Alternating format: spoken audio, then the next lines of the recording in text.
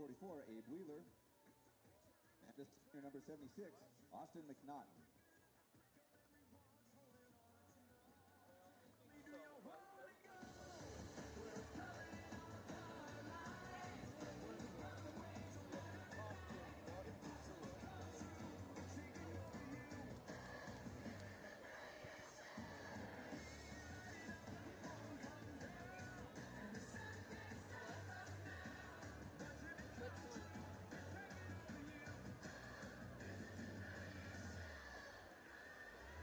I have picture right now. Just start racing. And check your cables. Hold up and make sure they're not tested. It looks like Wasatch will be receiving tonight.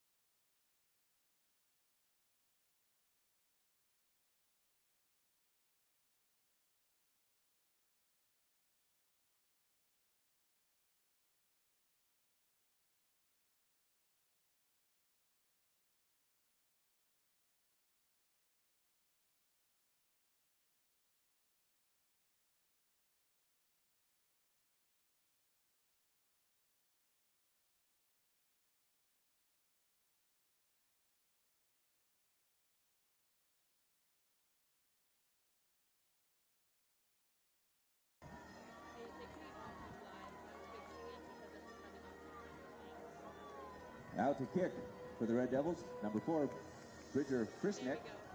And back to receive for Wasatch, JoJo Heyer and Will Wright.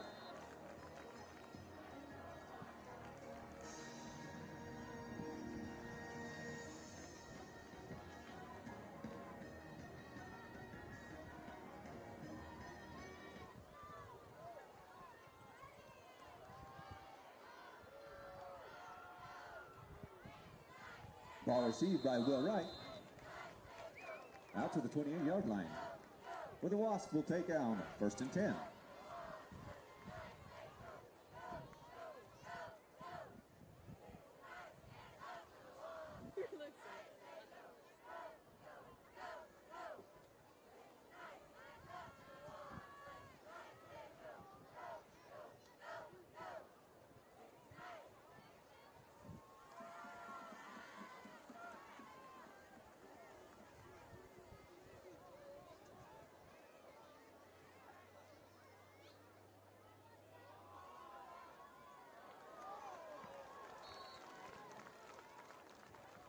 Pass, ball handed off to Bacog.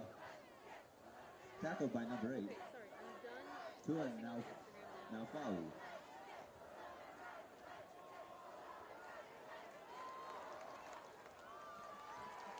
Another handoff to Bacog for Wasatch 1st down.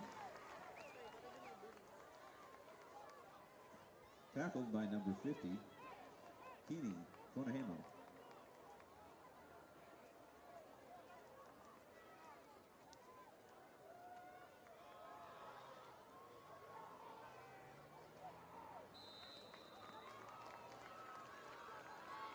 Bacog pushed out of bounds. And number 5, Easton Condi.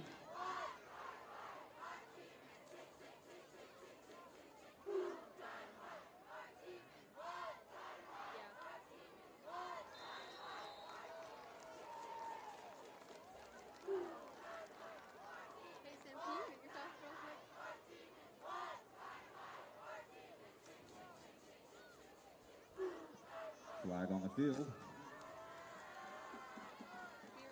Encroachment on the defense. 5-yard penalty. Repeat 2nd down.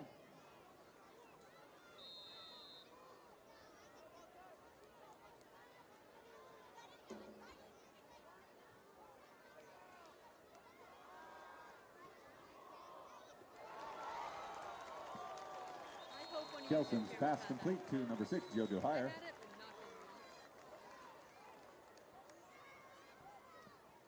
Brought down by number 23, TC Balate.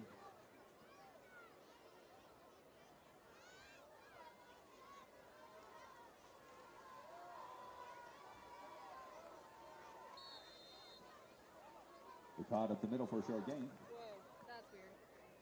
And Colin and I are going to try and call this game. The play has already started. We're just a few minutes already, and Wasatch is approaching. So we missed the first couple of plays. You might have seen the first couple of plays, but Colin might have seen the first couple of plays, but I didn't. So, and Wasatch, the pass is complete. Carter Bucad, boy, they're marching against Springville quickly. And Colin, what have you seen? What did I miss the first few plays? Yeah, the first drive, they're playing through Bucad. He's really moving them down the field, and they're getting pretty close. So the kickoff obviously I'm guessing, was won by Springville, meaning the toss. So they probably elected to receive in the second half. Yep. And Wasatch got that, and that's something I missed. So was the kickoff. Matt Kelson's running to his right. He's got space. He's going to keep the ball and run down about to the, looks like maybe they're going to give it to him on the 5-yard line. And Wasatch is marching already here with already 9:48 left in the first quarter. Once again, we thank you for joining us here on Sting TV. And Colin and I were talking earlier a little bit about the teams in the Region 7, these 5A teams in the Region 7. Tell us a little about Springville, what you know about them, Colin. Oh, yeah, they got a great player. He plays both ways. It's Tavita Valetti. He's running back and linebacker. He's a big 225, 6'1" frame. And, yeah, this whole team runs through him.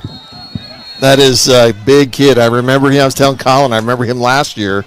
And the Valetti family is a big part of this Springville team. There's I learned earlier talking to coaches and players, brothers and cousins, and of course head coach is Dave Valetti. A very successful campaign has been Dave Valetti at Springville High School football.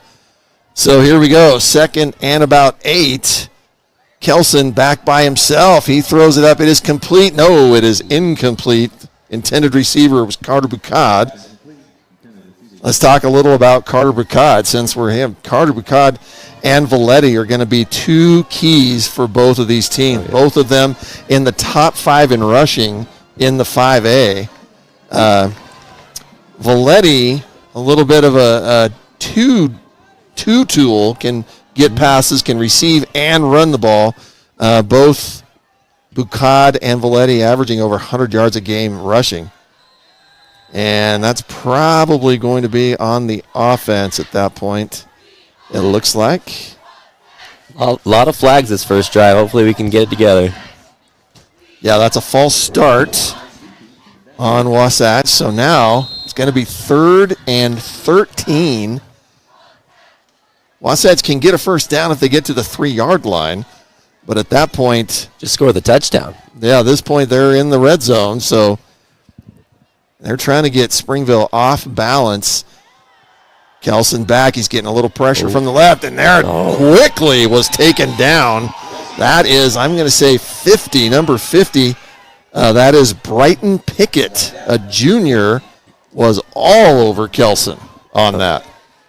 Yeah, this Springville team, they average, I think, 6 sacks a game. Wow. That's a lot. That is definitely a few. So when you average that many, that means they've had more than 6. And so Wasatch will attempt the field goal. And Wasatch has been successful. We're trying not to jinx anybody right now, but they've been very successful. Southam, I was watching him in the pregame. He will attempt this. This is going to be about a 33-yard. Oh, and there's another flag. And that was definitely going to be blocked. Another penalty against Wasatch. I'm guessing a delay of game is probably what it was. Yeah, I think that's 4 flags this drive alone for Wasatch. Smokes. We need to tighten up a little bit. At this point, lucky to be trying a field goal, right? I know. So that will bring it back 5 more yards. So now it looks like this now will become a 42-yard attempt for Southam. Kick is up and away. And it is good. Woo. So Tyler Southam with the 3-point field goal, and Wasatch goes on the board first. Okay, productive first drive for Wasatch. For how many mistakes they made, 3-0 is not too bad. Yeah, for the, what'd you say, 4 flags? Yeah. And so they looked like they were marching down good. We can see here in the replay. Wow, great job, crew. Well, that would have been in by 50, 60 yards. Yeah, you're right. Yeah, that's a really good point. So earlier this year, we saw the kicker, I can't remember his name now, the kicker at Park City High School in the opener, kicked a 58-yard field goal, and then we were surprised to find out it was only the 6th best in the state in history. So that's dang good. All right, well, we're once again happy to have all of you here watching us with Sting TV, both Wasatch fans and hopefully Springville fans. We would love to hear from you. You can find us on our live feed on YouTube. If you're finding Sting TV, Wasatch Sting TV has its own YouTube, and you can also find it right on WasatchStingTV.com. So we would love to hear from you, anyone out there listening. So kickoff for Wasatch. They have a different kicker than they do a field goal kicker in terms of kickoff, and this is Fisher Brown. And he will give it to Springville. Fisher last week in the big win against Maple Mountain. I think was every one of his kicks went into the end zone. Now, let's talk strategy of that a little bit. What is that good, bad? What do you think of that? Well, it's first off really hard to find the guy that can do that every single time. I don't think I could get it to the 30. That's a big boot. I know.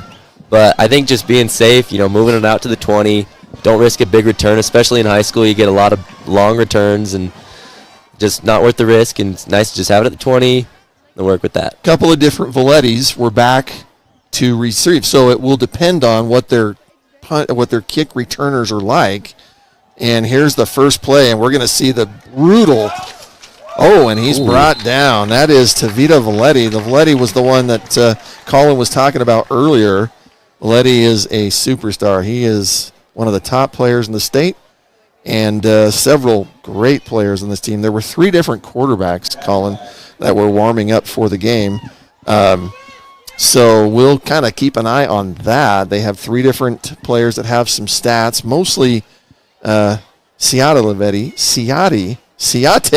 Valetti. Let's see who we got. See, right now, taking the snap is actually Tavita Valetti. And he can pass, he can run. Most of the time he runs, and there you can see him. He just scampers. And finally somebody is brought down. Boy, if and that looks like, I'm trying to see, number 12 for Wasatch, that's going to be Colton Bassett. If Bassett didn't bring him down, he had another 20 yards, it looked like. Yeah. So that's already 2 different quarterbacks we've seen for Springville, and that could be something that Tavita Valetti could be doing all night. It looks like he's just at the snap. To his right is Siate Valetti. Siate Valetti is going to get this snap. So it's faking me out already. And he's going to take it and run right up the middle. Lots of space. And boy, right now there just seems to be. Ball come out? Wow, there is a fumble. So, and who's come up with it? That is Garrett Christensen. Christensen with the big, here's the replay. See if we can see it. I didn't see where, it was definitely ripped out. I'm going to say it was ripped out by number 51, Keith Budd. I'm thinking Budd, but I could be wrong on that. It looked like he tore it out of his arms as he was still going. So a big turnover. We needed that. They were going to score if they kept marching the ball down like that. Yeah, you're right. That was the Valetti cousins were marching down. So here we go. Matt Kelson back. Carter Bucat is going to get the ball, and he's going to run a little bit, runs to the middle, then to the left. He's going to get about 3, maybe 4. Looks like they're going to give him maybe 3 yards. So right there, 51. Is that who it was? Yep. Okay. Great replays. Holy smokes. We got to compliment the Sting TV gang, Corey Lang and the gang. Lots of cameras here tonight. This looks like an ABC College Football Saturday is what it looks like. We got a lot to live up to. I know. Carter runs, finds space on the right. He gets all the way down. That's going to be a first down. And, boy, just like you said, Colin, this is a battle of the running backs. And that quick no-huddle offense.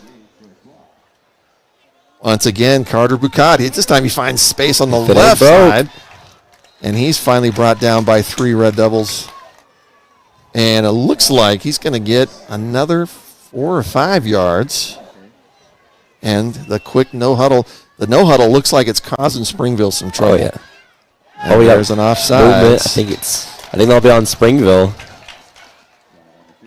That is something Wasatch has been very good at, I'm going to say, over the last season and this season with the no-huddle offense and getting quickly to the line and making the defense have to get there quickly and then doing a couple. You can see the quarterback clapping, and it just gets teams offside sometimes. So that paid off. It'll be 1st and 10 at the Springville 26. Kelson has someone downfield. It's in the end zone. Not going to be any flags. That pass is incomplete. He was well covered.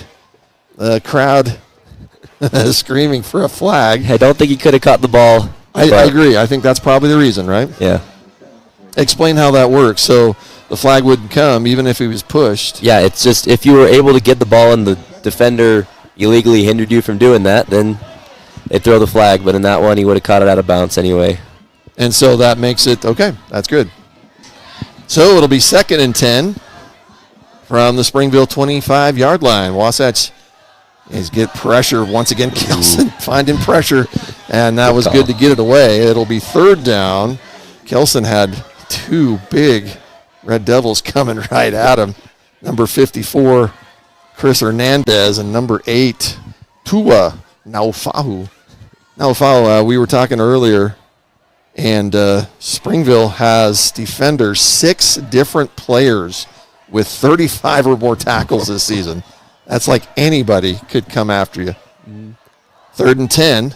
Kelson by himself in the backfield. He's got a man. You saw it. That was going to be an interception. So close. And I heard you say, ooh, and that's right when number 6, Jack Pickering, almost picked it off. And so it'll be 4th and 10. And once again, Skylar Southam will come out. Sorry, I said Skylar. Ashton Southam will come out for another attempt, and this is about the same as last time. 43-yard attempt. I love that left hash. That's a tough one to make. But he got it. That is good. Ashton Southam right now is the offense points for Wasatch. So 2 field goals, 6-0. And, yeah, we'll take it, right? Yeah, we're looking good on offense. Just it's got to sting a little bit. Get 2 drives, you move the ball down really good, and then you just kind of hold up around the 20-yard line. And so hurts not to get a touchdown, but 6-0 will take it. Let's make a note of that. So far, Wasatch, maybe hitting an iron curtain, so to speak, in the red zone. So, fortunate to not have the one interception on the play. And you can see the crowd tonight. This is Barbie and Ken night here at Wasatch. And we had a fantastic homecoming week last week. And, boy, the spirit has just been the same all week here. So, Barbie and Ken night, yeah. Here's a replay of that kick.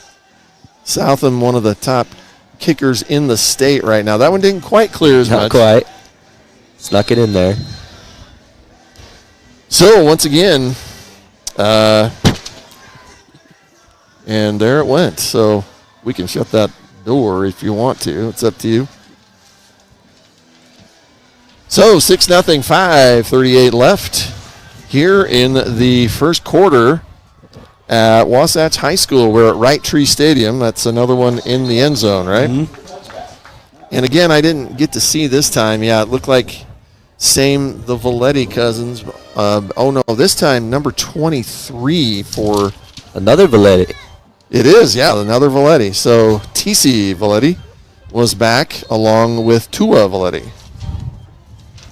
And, it'd be interesting. I think Coach Coburn's just saying we're not interested in seeing how good you guys are. We're going to put it in the end zone, give it to you at the 20-yard line every time.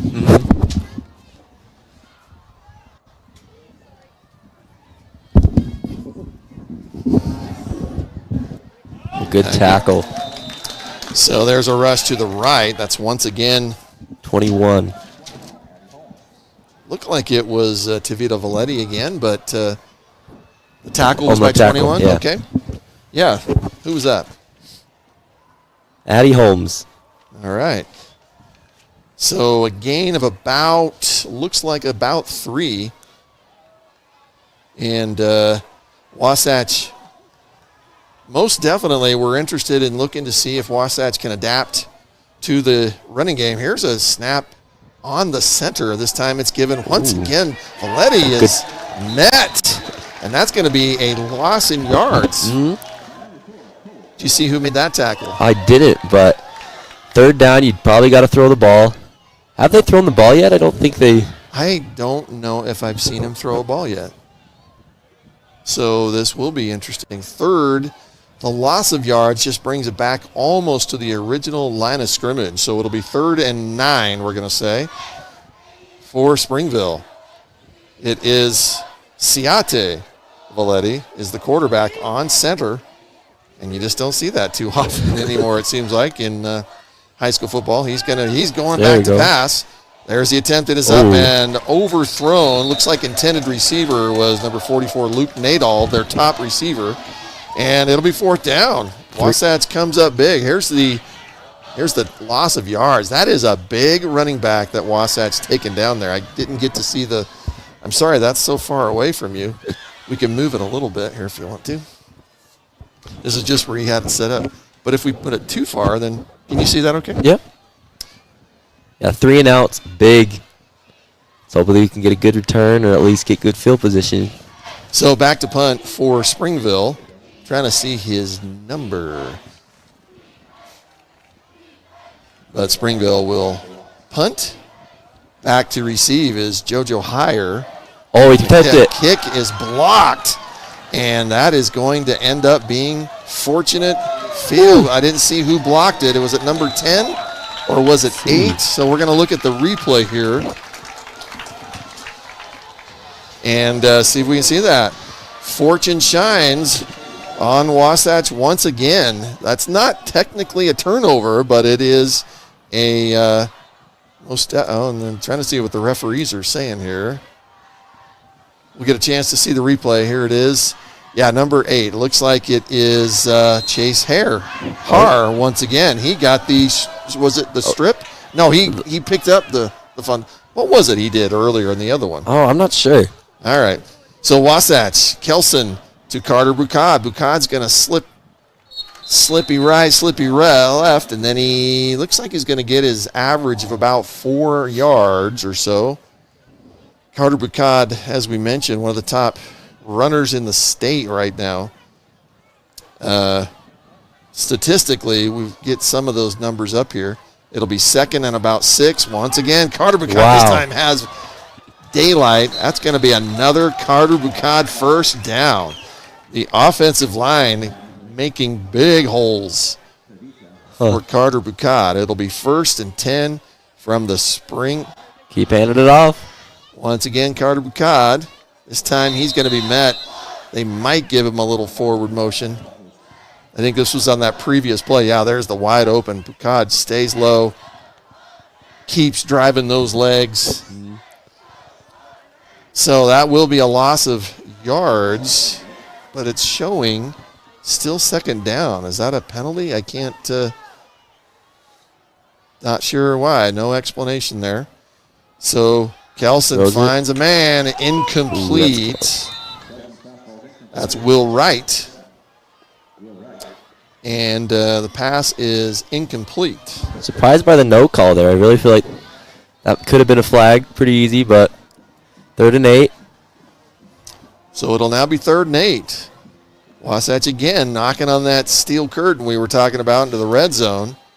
Bucad's going to get it, but he is met quickly, and that's going to go nowhere. So it's going to be 4th down, and once again, we're going to see Ashton Southam. Southam is going to attempt the 3rd field goal of the first quarter.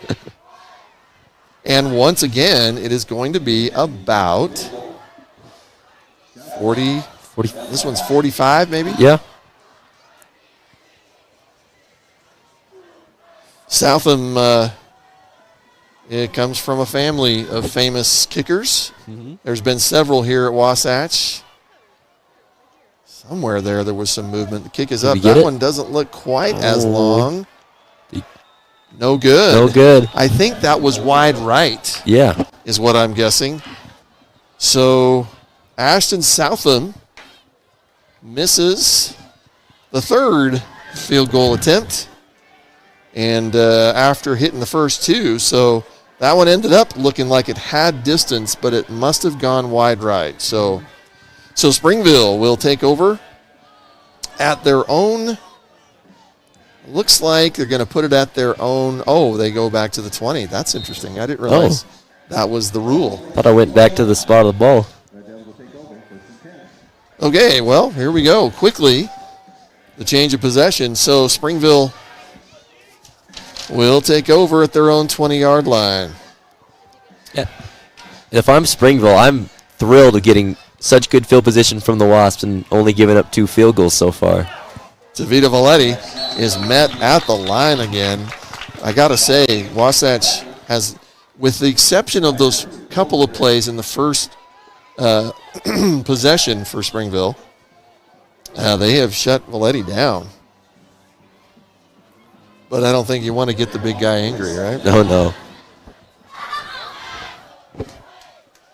So it'll be 2nd down. Looks like they're going to give him about a yard. So it'll be 2nd and 9. At the QB snap, once again, this will be Siate Valetti with Tavita Valetti. This time Siate is going to roll right. He's going to keep it. Looked like he was going to pass, but he's going to get knocked out of bounds. Looks like at about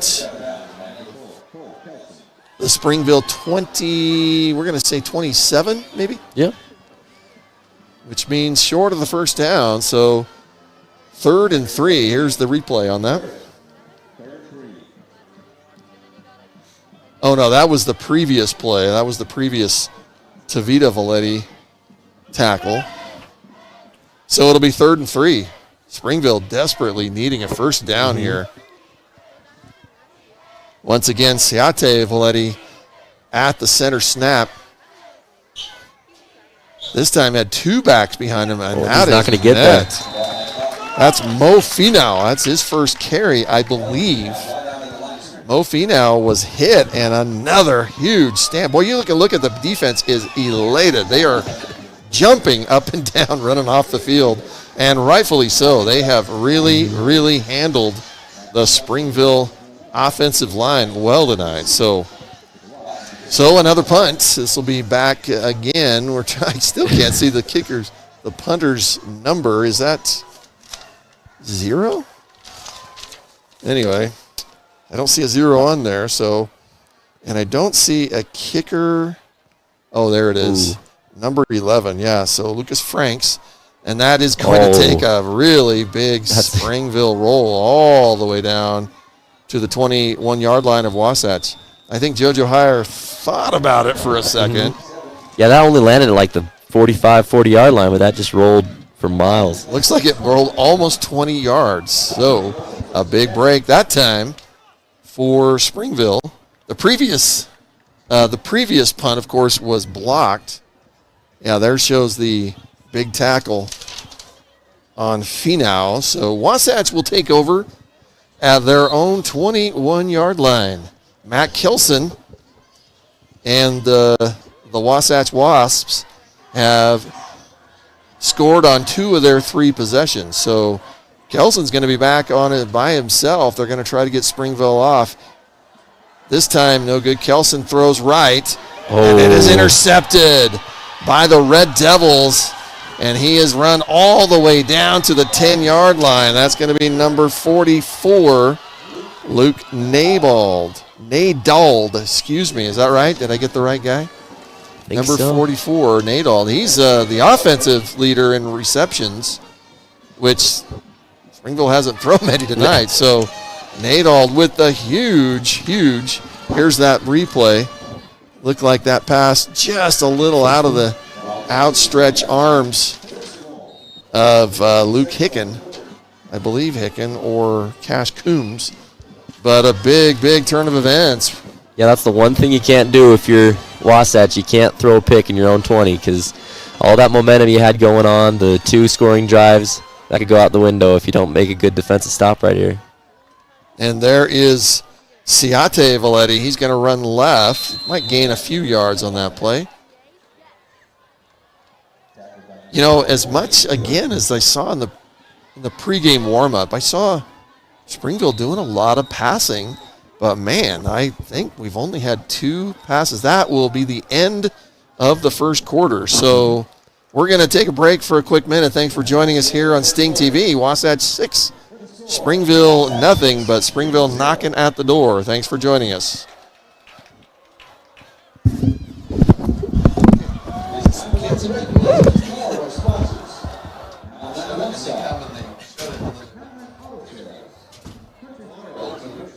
Oh, yeah. So don't be afraid to anytime and you see and defensively, that's great that you check. I said, I'm not great at seeing the defense. So anytime you start talking, so when you're doing, that's like your body take. So you'll do that up until the point when they're about to snap. And once the play's live, you can just kind of stop and I'll pick up wherever you left off. And that's how it works. Anything you want to say, any of the stats, if you want to see any of the stats on here, anything like that. So, don't be afraid. Jump anytime. Here, I'll put this. So here is the way I got it here. This is stats for Springville, and it's these last 5 tabs here. And there's Wasatch. I know it's hard to see. Springville, Wasatch. This is the RPI. This is region. This is what we're talking about scores and stuff here. I can put this wherever, but just let me know. You're doing great. Just don't be afraid. Just say whenever there's dead air or something like that. Just okay. Oh, welcome back. Quick touchdown. And just like that, Springville touchdown. Just like that, it is 6-6. So we brought you back to the action here. We'll. I didn't even see what happened. We hopefully get the replay. It looked like it was one of the runners. Yep.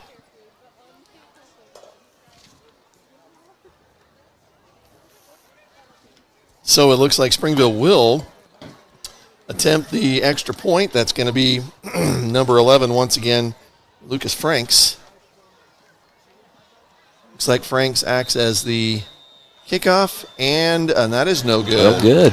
So that looked like it went, yeah, they're saying wide right. Here's the replay on the touchdown. Oh, yeah, it's Tavita Valetti just muscling through. So that's exactly what we picture of him. So a 6-6 tie.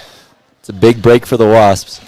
Colin, last week, the team that missed their extra point is the team that lost by 1 point in the game. So you never know when that type of thing comes back to haunt you. Yeah, most people tune out whenever their PAT's on and you just assume it's 7 points, but. Very good point. So, yeah, we're referring to last week's game, Wasatch in a situation where they were desperately needing a win to continue their season against Maple Mountain. Maple controlled a lot of the first quarter, and then it was by the middle, it was tied in the third quarter, and then Maple took over again, but then blocked a blocked extra point ended up leading to Wasatch scoring a touchdown in the last 2 minutes and kicking their extra point to take the lead 35-34. And that's how the score ended. So you never know those type of things. But right now, Springville, with a little momentum, they will kick off. Looks like they're going to get that one, and that's JoJo Heyer. He's going to be swinging right. He's got a couple of Red Devils that finally bring him down at the Wasatch 31-yard line. That's why you're thankful for our kicker. He's put him in the end zone and being safe. That could have, if he doesn't make that tackle there, he's off to the end zone over there. Well, and if Ken Purdy's listening to the game, Ken, we always hear you talking about the special teams. And, right there, you're talking about, and it looks like it didn't get quite to the 30. It's just to the 26. So Wasatch takes over there. Kelson passing. He finds a man. It's open. He's at the 50, the 45. Oh, and it is a fumble. And Springville will pick it up. And that is going to be, and he's going to be finally tackled, it looks like, by, so it looked like Chase Haar again with the save. And there's a flag. Something is going on there with the Williams. But the pass was complete, and I want to say it was complete to Will Wright. I think it was Cash. Was it Cash Coombs? Okay. Cash Coombs was running, but then one of the Springville defenders, boy, he swung that arm. Let's see if we can take this. The play looked fantastic.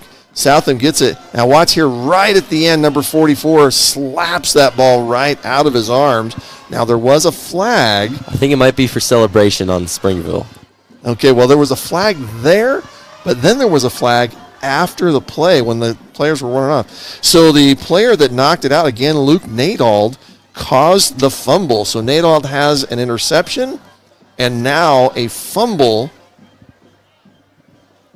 So it looks like they're calling some type of, like you said, it must be some type of, I don't know what that call is. What emotion? I've never seen that. Yeah, I'd assume it's celebration or a sideline warning or something like that. Oh, okay, gotcha. The Springville sideline was running on during the play, I think, or might have been right after. So the actual play where the fumble was picked up and run back was all the way up to the the Springville 45-yard line, but the penalty is going to push them all the way back to their own 28-yard line. So Springville takes over 1st and 10. 2 turnovers in a row on Wasatch possessions. And here is Siate Valetti keeping it.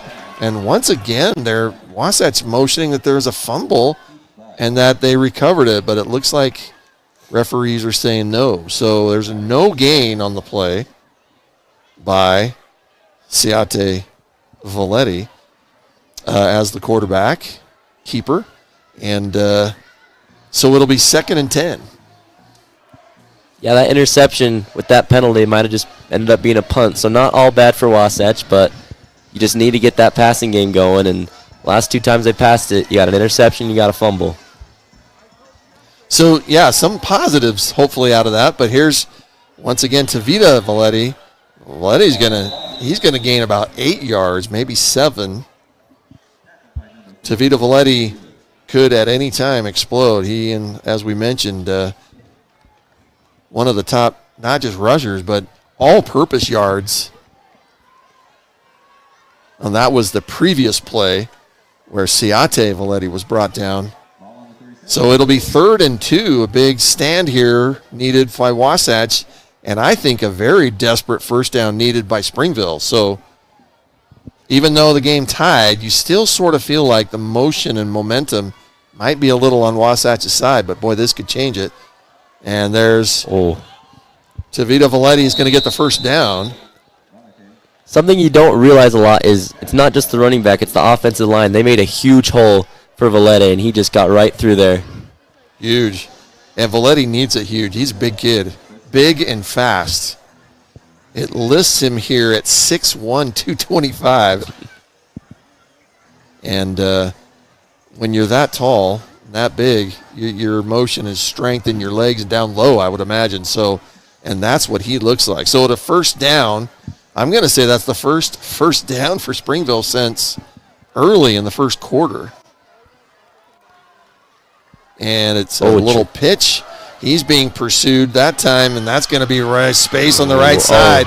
And then he is flying down the sideline. JoJo Heyer, the last one, is going to finally bring down, that's number 44, Luke Nadald.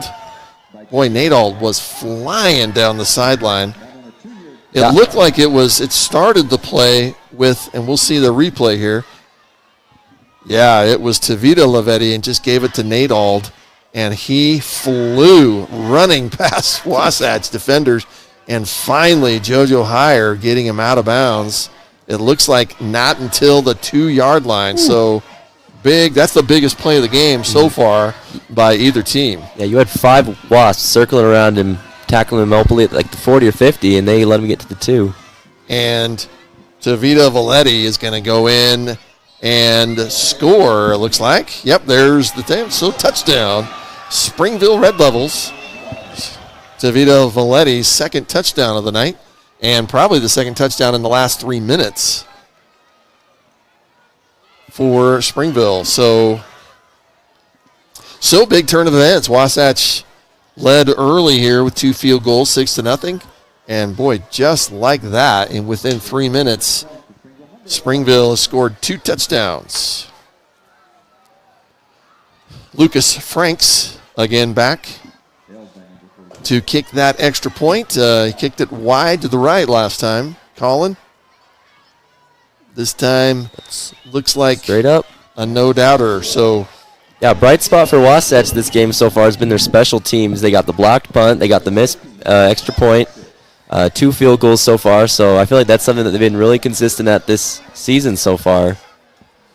But then just a couple of turnovers that have hurt them. So, but like you said, the Springville a little bit also hurting a little bit at the beginning, hurt themselves with the fumbles. And so it's kind of a tale of both teams right now, very similar, motioning down the field, both teams moving the ball, but the turnovers hurting a little bit for both teams. Looking at the stats for Wasatch, we are looking at Matt Kelson, has a very healthy 219 yards a game. Ooh. But also tonight with the interception gives him 10 interceptions on the season. He has 9 touchdowns. And so, a little bit of a sore spot for Wasatch, but they are going to get the ball. And some type of problem here before. There's a flag way down at the receiving end of the field. That is very interesting. Oh, they're telling Wasatch. What are they telling them? Oh, the music. They were playing the music during the kickoff. Or might be a sideline warning we're hearing. That's an interesting call. Huh. Very interesting call. I don't think I've ever seen that. So the kickoff, 9 minutes, 11 seconds left here in the first half. This time the kick's going to go once again. Oh, no, this time it's going to be not to JoJo Heyer, but to... What a return. That's Will Wright. Will Wright had a big game last week also. That's going to be a return. It looks like he caught it right near the 2-yard line and brought it up all the way to the Wasatch 22-yard line. Let's take a look at that. Will Wright kept it away from JoJo Heyer this time. He swept right, then found some space on the left and a couple of big blocks, and finally brought down there. It looks like, farther than that. So that's that's going to be about a 25-yard. When the snap there bad, Kelson's got a man. Got to get it. And through the hands of the intended receiver. Who is that? Let's see. That's Chase Haar. Might have been, even if he caught it, while he was kind of leaning out of bounds. Yeah, that was going to be a hard ball. Thing with Mac, he's got, the 10 picks on the year, but also 9 touchdowns. He has a heck of an arm, but it's just he can put the ball where he wants, but sometimes he decides to just put the ball in the wrong spot, and that can hurt him sometimes. Well, and if we see the replay, This was actually an issue last week. The snap faded a little to the right of the quarterback a couple times, including the last touchdown of the game. Carter Bucad's going to get the call. He's going to run up, get a couple of yards after the incomplete pass. Made it 2nd and 10, so now it'll be 3rd and about 7 for Wasatch. Springville now doing the hold. Carter Bucad finds an opening. He's got all the way. Looks like it could be a first down. Oh, they gave it to him. And that fooled me a little bit. I thought he was going to touch and pass. And so first down, Wasatch. Matt Kelson pushing the team here. Carter Bucad, of course, carrying the load. Kelson keeps it. He throws, and it's intercepted. Luke Nadald again. Nadald has been absolutely spectacular here defensively for Springville again. 2nd interception. So we're going to make notes of that. Nadald, 2 interceptions, and so far 2 interceptions, and the fumble caused the fumble. There's the run by Carter Bucad. Here's the pass. Boy, Nadald it's like he knows where he's going. Yeah, that seemed like a miscommunication. The Wasatch receiver wasn't looking at the ball when that happened. So if you're Mac, you got to make sure your guys are looking, and if you're a receiver, you're looking at the ball. Springville takes over at the Wasatch 41-yard line. Wow, that is a big tackle. Tavita Valetti was met by a huge big tackle by Garrett Christensen. Christensen just a monster with that one. Wait, he just had the opening. Wow, and that's hard to bring down a big guy like that. So the loss of yards, about 3 for Wasatch. So it'll be 2nd and, I said 3. They're saying 2. So it'll be 2nd and 12 for the Red Devils. This time a pass. They're looking to pass, and that just did not make it. Did not quite make it to Nadald. So passer was Ciate Valetti, and the ball just didn't quite make it to him. Yeah, if I'm Springville, I'm so glad my defense is playing good right now because their offense has not been clicking outside of that one trick play that went for about 60 yards. Well, that's the thing is, they've had on 2 of their drives big plays. Mm-hmm. But, boy, then a couple of times just sputter a little bit. So, both teams looks like very similar. Right now it just looks like a mirror image of both teams. So it'll be 3rd and 12. Well, might be delay game. Yep. And you're right. That's a good call there, Colin. I think they got a timeout. Oh, they called a timeout right before the timer went out. So, and maybe Colin explain that. There's a play clock. Yeah, 40 seconds. And a game clock, right? Right from the 40 seconds from the time the ball's called dead. Set up a play, huddle up, talk to your team. It hasn't really been a huge problem for Wasatch just because of our no huddle or just moving the ball down as quick as we can. Never a problem for Never them. Never been us, but yeah, I was wondering why they were sprinting out to the snap, and then I look over and got 2 seconds left on the play clock, and that's a good call by Springville getting that timeout off. Here's the play before. This is the first one that Garrett Christensen, that's monster play to take Tavita Valetti down. Yeah, so the play clock runs, and this year you can see them on the field. Maybe sometime the cameras will show there's a specific play clock different than the game clock. The game clock keeps going the same, and like Colin said, the play clock is per play. So showing 25 now. So whenever there's a dead ball, the play clock doesn't go until the play is dead, like Colin said. Yeah. So, all right, here we go. So 3rd and 12 for Springville at the Wasatch 42. There's Ciate Valetti. He's going to go all the way down, but not quite to the first down. Sure. I think if I'm Springville, I'm going for it because I was just going to ask you, Colin, what would you do right here? Well, their kicker, he missed the extra point. I'm not too comfortable with him trying. What is that of? Ciate Valetti came off the field, so Valetti, well, here's the replay on that one. And, boy, Valetti almost had it opening. So Springville is going to go for it. Tavita Valetti is going to be the quarterback. He's going to get it, and he's met. Oh, He's I don't held. think he got it. Wow, that is huge. And I'm going to say once again, it looked like, I'm going to say 56 and 44. Let's look at the replay.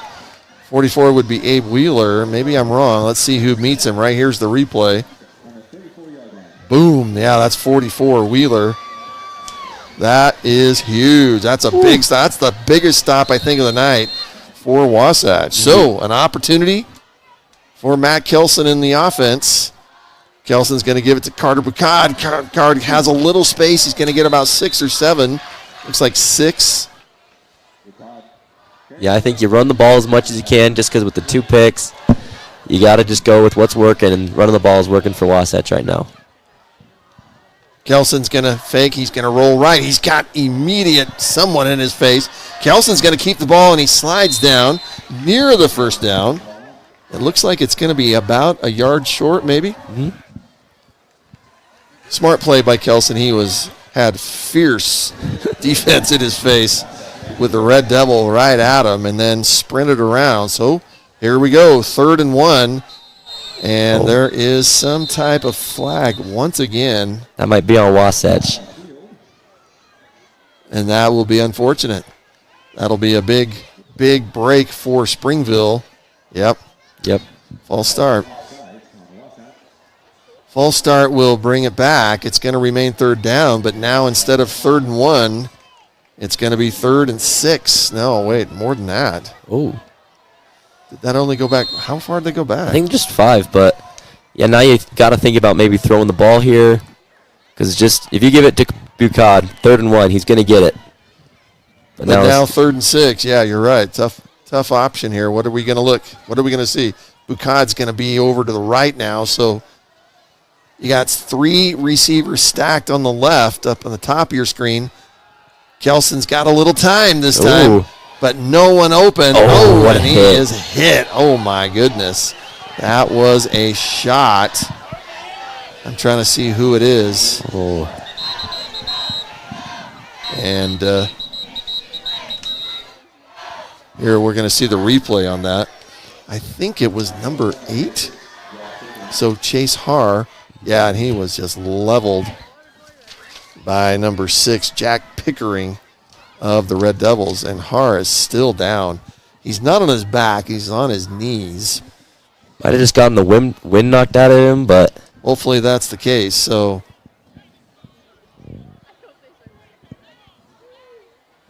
well, we're going to be, as you can see, the fans here, the students section. Oh, and there's us. Look at that. So Brent Martin, we'll look in the camera right there. There's the camera. Great job, crew. Colin Anderson, one of the Sting TV students, and happy to have you here. This is a great, fun night. It's a pleasure. There is nothing like high school football. I think great job to Corey and the whole crew. There's a whole massive crew tonight. They were all set up. You might see the new Sting TV truck out front of the stadium. You're here. They don't have the covering that they want yet. We're working on it. But that'll come soon enough. So we thank you for joining us here on Sting TV. We're going to take a quick break in the action, and we'll be right back after this.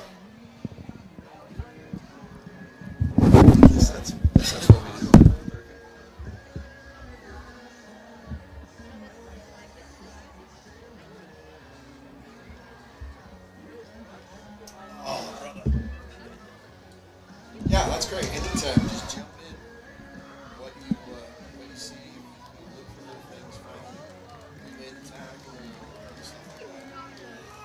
And you want to look anytime at that, you're welcome to just set it more again. I got do this. I got it up on here too. Okay. So sometimes stats are nice. I mean, it just depends.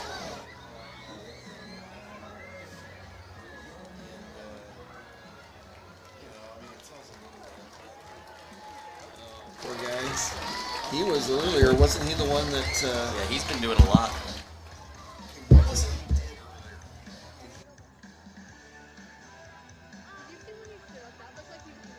Brings up fourth down for the Wasps. Back to punt for Wasatch. Number 15, Fisher Brown.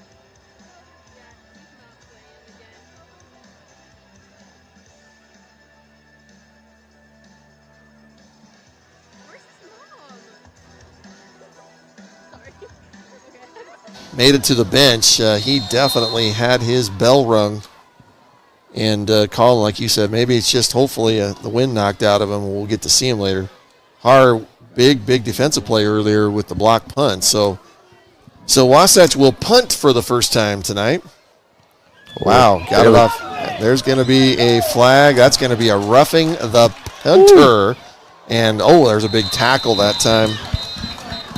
Big tackle, but that's going to change things. The roughing the punter, I believe, will give the ball back to Wasatch. Yeah, and the rule I believe on that is if you block the punt, you can't call roughing the punter on that one. So if you block the punt, you can hit him as hard as you want, but they didn't block it, and so I think they might get the call there. Coach Coburn's not looking very happy at the moment. We're trying to see. There's like no discussion of the referees right now. They are coming over to talk to Coach Coburn. So we're going to take a break here just while we're not going off the air, but we're going to say here's the punt, the replay. We'll get a picture of that. Not quite, I guess, but yeah, it looked like after the kick, it looked like he just barely bumped him, and then the Springville player was actually trying to pick him up. So we're trying to see here. Roughing the kicker. Oh, yeah, Wasatch is going to get the ball back. It'll be 1st and 10. Big break. That is huge. That's easily the biggest penalty of the night so far. Oh, and it's not 1st and 10, so it's only going to be first. No, it's going to be 4th and 1. That's crazy. I thought it would have been at least a 10-yard penalty. Carter Bucat's got an open space. He's at the 50-yard line, 40. He's all the way down, protects the ball. And a big run by Wasatch on the 4th and 1. And the roughing the punter call. Yeah, they're going to go quick. Shines there. Wasatch quickly into their no-huddle offense. They're going to give it once again. Carter Bucat this time is leveled at behind the line of scrimmage by Dallin Johnson. Johnson's one of the 6 players. Here's the run by Bucad. Wow, they brought him down. There was 3 Red Devils, but otherwise he had a lot of open space ahead of him. So Johnson, one of the one that's a loss of 3. Carter Bucat's going to get it again. This time he has wide open space on the left. It's a first down. There is a flag, and in that particular area, that generally means a hold is what I'm guessing. So a big run. That we're going to call that run 10, 20. That was a 23-yard run, but it looks like it is going to come back. 23-yard run by Carter Bucad, but it is going to come back. And I'm not sure how that works, if it's going to go from the line of scrimmage. Oh, yeah, it's going to go back 10 yards. Just do it again. Well, just 5 yards. Can't see exactly where the hold is, but I think it was 50. Right there, you can see 99. He was turning around and trying to run after him, and he just held him back. So to start here, that means Wasatch will have 2nd and 20. So the first down, they'll have to get all the way to the 24-yard line. Interesting little exchange there with with a Wasatch lineman and a Springville lineman went and shook each other's hand. I'm not sure what that was. So Kelson's back. He's going to give the ball once again to Carter Bucad. He's met at the line. That's going to be maybe a yard. So it'll be 3rd and long. Yeah, usually this would be passing territory, second and 20, 3rd and 20, but when your running game's going so well, you might as well just hand it off to Bucad and see what he can do. So 3rd and 19. Kelson fakes right. He's got pressure and no one there for the pass. He just couldn't do anything. He had Springville number 8, Tua Naufau, was all over him in his face. It looks like they're going for it. This might be just outside of Southam's range, but 4th and 19. I don't know about that. I would have thought that this would have been an automatic punt. Yeah, Coach Coburn's going to call a timeout and talk about it just a little bit. So, Timeout. 4:14 left in the first half. so here's the replay of that last one of the incomplete pass. Yeah, it looks like a little breakdown in communication. You know, Colin, these two teams, they are kind of at a crossroads. So Springville had a really, really good beginning of their season. They got some big wins. Then they played, not last week, 2 weeks ago, they started their region and had a tough loss to Timpview. They lost 17-0. And, of course, Timpview, right now the number 2 team in the state in 5A. But I think, and then they had a big win against Cedar Valley last week, but I think they're looking to establish. So you have several teams 1-1 in the region, including Wasatch. Wasatch kind of on the other end coming up. They're trying to revitalize their season. A big game for both teams. Mm-hmm. Yeah, and if you win, you're second, third in the region. You have a shot at the title. You can just get a win on the road at Timpview. So Coach Coburn's going to decide to punt. And 4th and 19, punt is going to go again. And that time it is blocked. Wow, it just looked like, not sure though, that's going to remain to Springville unless Springville got possession and then fumbled it, but I don't think that was the case. So, boy, it just looked like, yeah, it's a slow motion for our punter. yeah, it just looked like it was taking a little long to develop, or maybe he didn't see. Hopefully we'll get a chance to see that on the replay, but boy, the ball bounces all the way down to the Wasatch 17-yard line. A huge turn of events again for Wasatch. Instead of putting Springville down in the 10-yard line was what they were hoping. The block punt brings them all the way down to the red zone for the Red Devils. This time their snap is bad, and they are gonna have a loss of yards. Here's the punt, and boy, that was just so. It's number 50. That's Kini Fonohima with the big punt block, and great position for Springville. Although the loss of yards on that play, it's going to be 2nd and about 15. Wasatch, once again, can they do another stand against the Springville offense? Valetti back. He's going to pass. He's got a man open and almost tipped him, almost intercepted. Would have been another huge break. The intended receiver, here's that play. No, that's the play before with the bad snap, as you called, Colin. Resulted in a loss of yards. So that last pass, sorry. Yeah, 3rd and 15. I mean, if I'm Wasatch and they walk out of here with nothing more than a field goal, then I'm thrilled because it's a 10-point game at that point. You're still in it, and you got 3 minutes to hopefully put some points on the board before halftime. Wasatch most definitely want to keep pressure. Here's 3rd down. It's going to be 3rd and 15. 3 minutes left here, and that's going to be Valetti is going to be tackled, and that's not going to be even yet to the original line of scrimmage. So a big call here for, here's the pass attempt by Valetti earlier. Boy, almost intercepted there. It looked like that was number 6, JoJo Heyer, with an opportunity to maybe take away this scoring drive. So right now, Springville, what's it look like they're going to do? They're going to attempt the kick. So this looks like, sorry, I keep cutting you off. No, you're fine. I don't think Springville really trusts their kicker a whole lot right here, but what is this, a 45-yard kick? That's right. So out to kick is Lucas Franks. Kick is up. This has distance. And it is no good. Boy, once again, it looks like to the right. Boy, Franks had plenty of distance on that. And so a couple of misfires from Springville can't take advantage of the turnover. Or the block kick. I guess that's not a turnover technically. So like you said, 13-6 is still the lead. Wasatch has 2:25 left to march down the field. So here we go.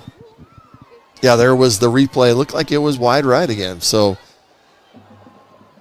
Carter Bucad, I think they have solved Carter Bucad the last few plays. The previous possession, he had a couple of runs. But, boy, right now the last 3 or 4 runs by Carter Bucad has been met by a lot of Red Devils at the line of scrimmage. So it'll be 2nd and 11. That was a loss of 1 yard on that run. Kelson's back. He's going to look to pass. He's got quick pressure coming. He has to fade to his left. Pass is incomplete. He had a man open. Oh, no, he caught it. He got it. I thought he dropped it. Too. So that's a catch by Colton Bassett. I apologize. Well, we both thought he dropped it. So it's a first down. Carter Bucad's going to get the ball. This time he has an opening on the right. Boy, barely brought down. Looks like it was number 8, Tua Naufau. Tua Naufau brought him down. Otherwise, he would have had a first down. So it'll be 2nd and 6. And, boy, here Wasatch just hurries each play. Once again, Carter Bucad brought down. That's not, I don't think they're going to say there was a gain. So it'll be, again, we apologize for going so quick, but it's so fast that Wasatch no huddles and tries to get their defensive opponents off balance. So now it's 3rd and 6. Kelson's got time. He's looking, throws it across. And it is almost intercepted, but this might be a pass interference. That'll be huge if that's what it is. Yep, that's what it is. Wow. So they're going to get the ball up, the 45? Well, let's see where they mark it off. It should be an automatic first down. Pass interference is the call. And that's going to march the ball all the way up to the Springville 49-yard line. Let's see if we can see it. Pass is up. Oh, yeah, and it looked like the guilty player is number 44, Luke Nadald. Springville is going to call a timeout. Yeah, that's when you're running a no huddle on offense, the defense gets tired very quick. It can. You're right. We're going to go ahead and take a break. It's a timeout on the field. Wasatch down 6-13 with 55 seconds left here in the first half. Thanks for joining us on Sting TV.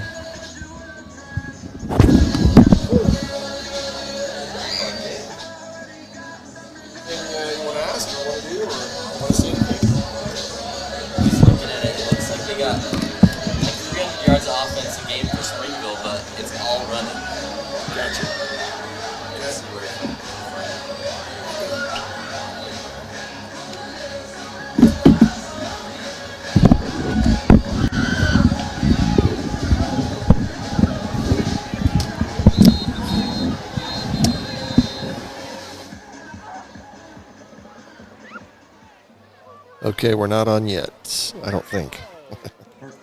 Okay. All right, here we go. Welcome back. 55 seconds left here in the first half. Wasatch 1st and 10. No, sorry. Yeah, it shows 1st and 10. Yeah, they are 1st and 10 at the Springville 49-yard line right at midfield. Kelson's back. He's got pressure coming. He throws the ball. Just did not get tackled. Looks like heavy pressure. Right now, Springville's bringing the heat on the defensive line. We got a few guys on our O-line that have been hurt, taken out due to injury, but I think they're doing a good job. They've only hustled the quarterback a few times. He got plenty of time on a few possessions there, and that's why we've been able to move up the ball so much. 2nd and 10. Matt Kilson back. Carter Bucad is up on the upper part of your screen. Kelson finds JoJo Heyer. JoJo Heyer has been kind of quiet. Ooh. This time he's brought down. Looks like it's going to be a Wasatch first down. I really do think Springville has kind of double-teamed Heyer, so I don't know if that's his first reception, but it's at least one of the first ones. Carter Bucad has some space. Oh, and it closed quickly. It looked like he had a wide open spot. Here's the previous play with JoJo Heyer. You can see in the replay, Heyer definitely worked and earned about 10 extra yards there. So Wasatch's going to call timeout. 30 seconds. Boy, yeah, like you said earlier, Colin, a score here. You were saying even if Springville had kicked a field goal, they still would have felt good. Well, now an opportunity. Yeah, tie the game if you can. If not, make it a 4-point game. Take the lead with a touchdown. Looks like the referees. Oh, they're going to actually put some extra time on the clock. Ooh. 32 seconds instead of 30. So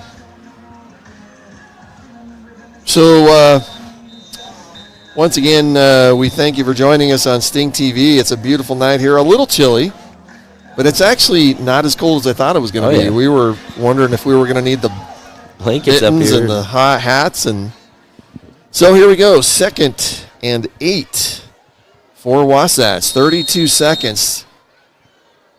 And an opportunity to get a score up on Springville here to end the first half. Kelson back alone. And quick pressure. Oh. That is incomplete. No flags on the play. Wow, fantastic coverage there by number 22. I've got 22 for Springville, I see, but I do not see a 22 on my roster. So I'm not sure who that is, if that's 22, but he's like a free safety back there, but I don't see it. So we're just going to say good job 22 because that was great coverage. So it'll be 3rd and 8 for Wasatch. Kelson back to pass. He's got some time, and it looks like complete. Woo. And that will be JoJo Heyer and a first down. So that's going to stop the clock for a moment.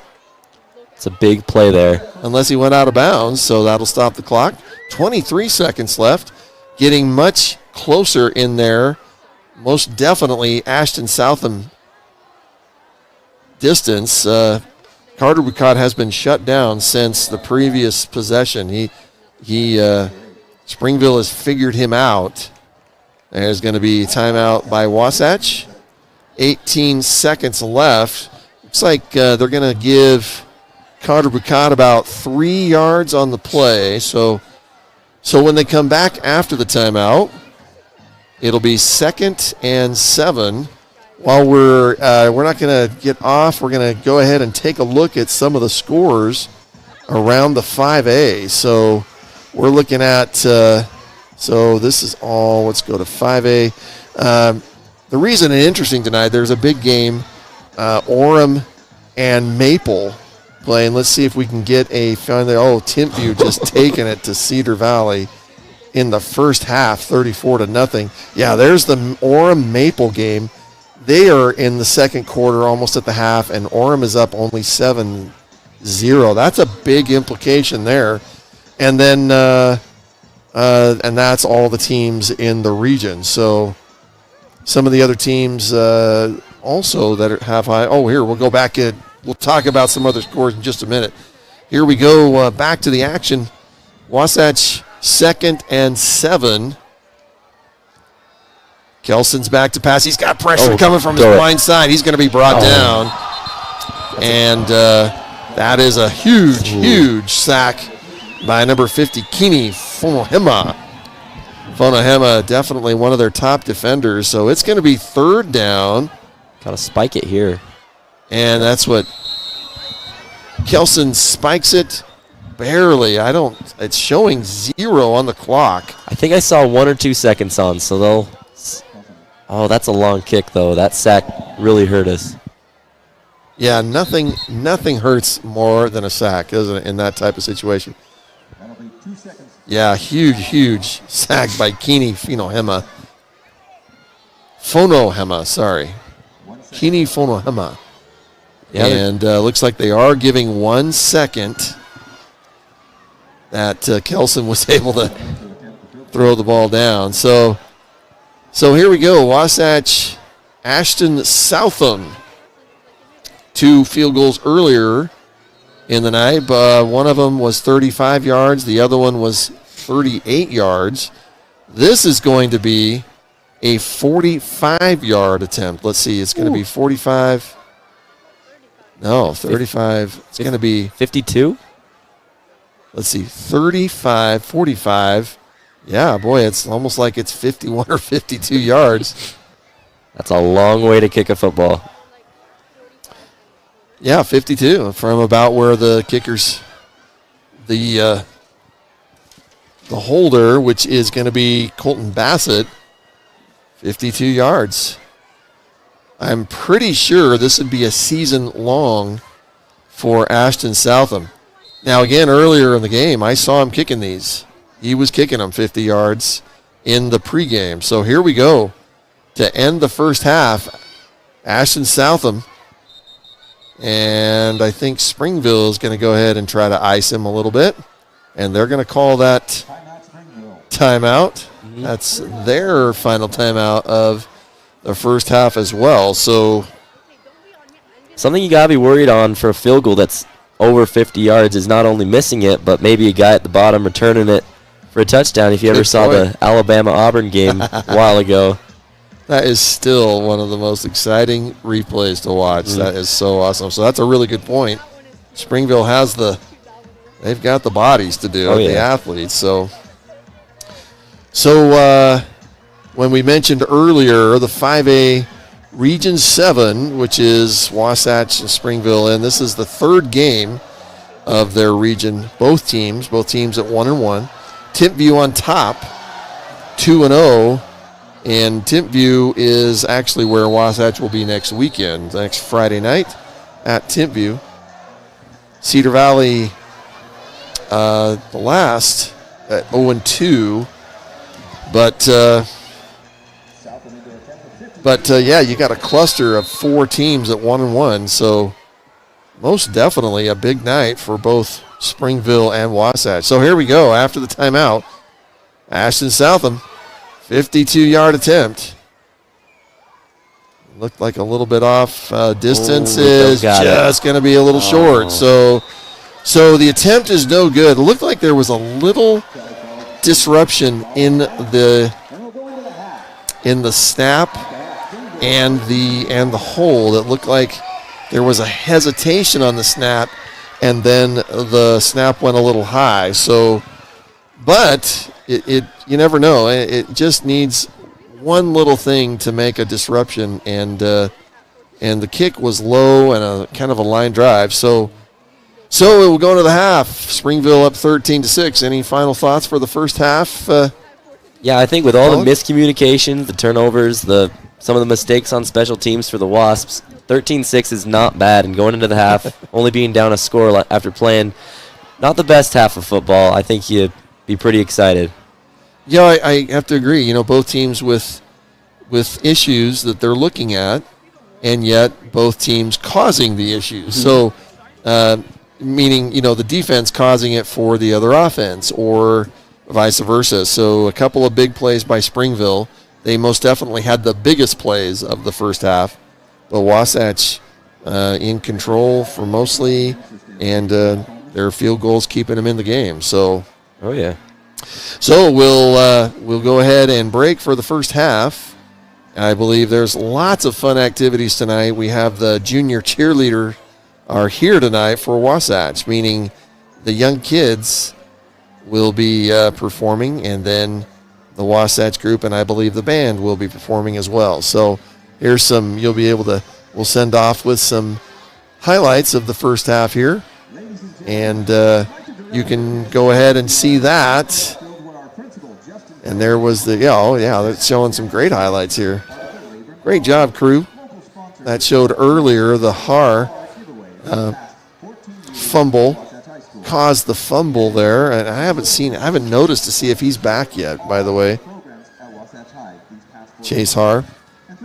And then there is the other field goal by Ashton Southam. And then a couple of big defensive plays by Wasatch. And there was the block punt by Har. So Chase Har with a couple of huge defensive plays and then got hurt. Hopefully be able to see. Here's the first touchdown of the night for Springville by Tavita Valetti. And then, there's the little swing pass over there to Luke Nadald, and Nadald sprinted down, finally was brought down by JoJo Heyer, which led to their next touchdown. Yeah, Tavita Valetti. We were talking a lot about Valetti at the beginning of the game, but it's really been Nadal that's been their guy. He's got the turnovers, he's got the big plays. I really think that he's carrying the Red Devils right now. I would have to agree with you. That's a good call. Oh, and that was the run by Carter Bucad that I think ended up having to come back. And then this is probably the block punt. Yep. Congratulations to the block punt was by Kini Fonohema. And then to make matters worse, they bumped it around and kicked it the wrong direction. And so, but then a couple of stops by Wasatch. And so, please welcome to the field. All right, well, you can keep watching those replays, and then we'll be back for the second half right after this. Thanks for joining us here on Sting TV. Come on, Wasatch, let's go party. That's what we push, or those are mutes.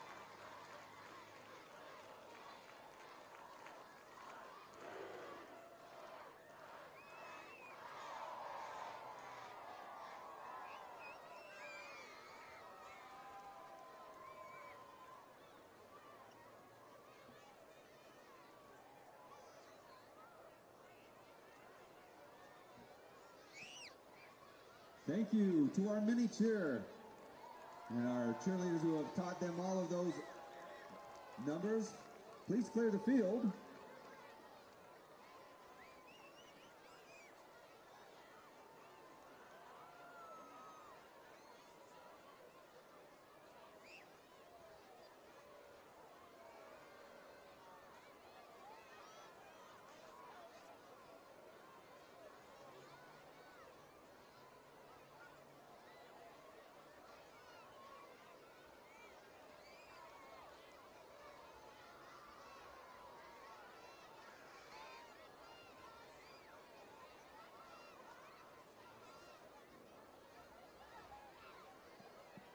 Introducing your 2023-24 WHS. Tonight, they will be performing their camp jazz routine, Brittany. The WHS are directed by Nicole Walton, Sailor Wardle, and Lauren Barber.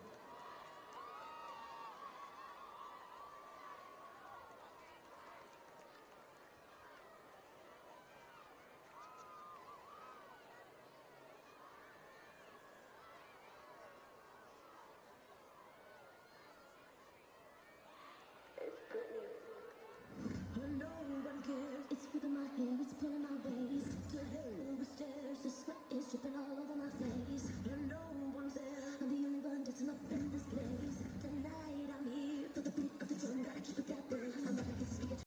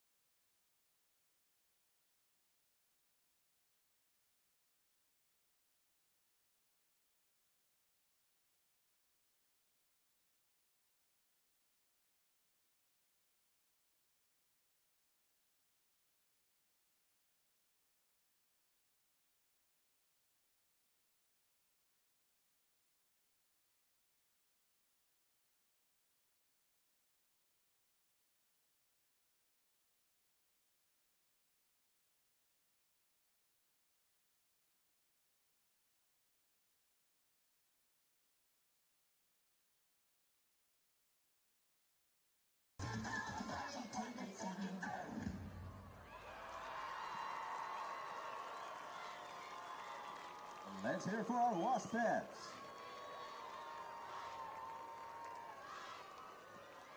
And next, please welcome to the field the Wasatch High School Marching Band. Tonight, the Wasatch Band is sharing a portion of their competitive show titled In Search Of. They will be competing in Harriman, Utah tomorrow for the first time this season, under the direction of drum majors Analia Hibbard, Haley Tolbert, and Preston Heath. Please welcome the Wasatch High School Marching Band.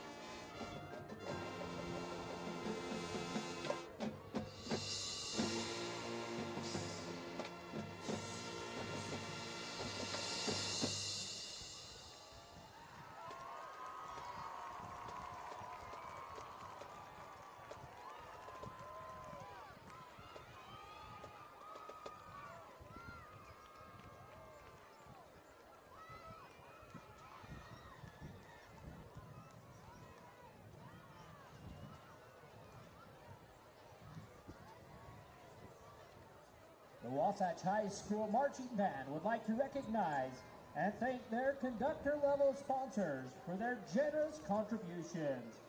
Utah Arts Collective, Paige Douglas of Realty Path, L&L Repair, Walmart, Heaver Auto Spa, Simon's Foundation, Gucci Goo Barbecue, Heaver Power Wash, Sinorama, Ackerson Eye Care, the Dairy King, and Mountainland One Stop. Again, thank you for supporting us, the Wasatch High School Marching Band. Also, if Brad Coleman could come to the announcer stand. Brad Coleman.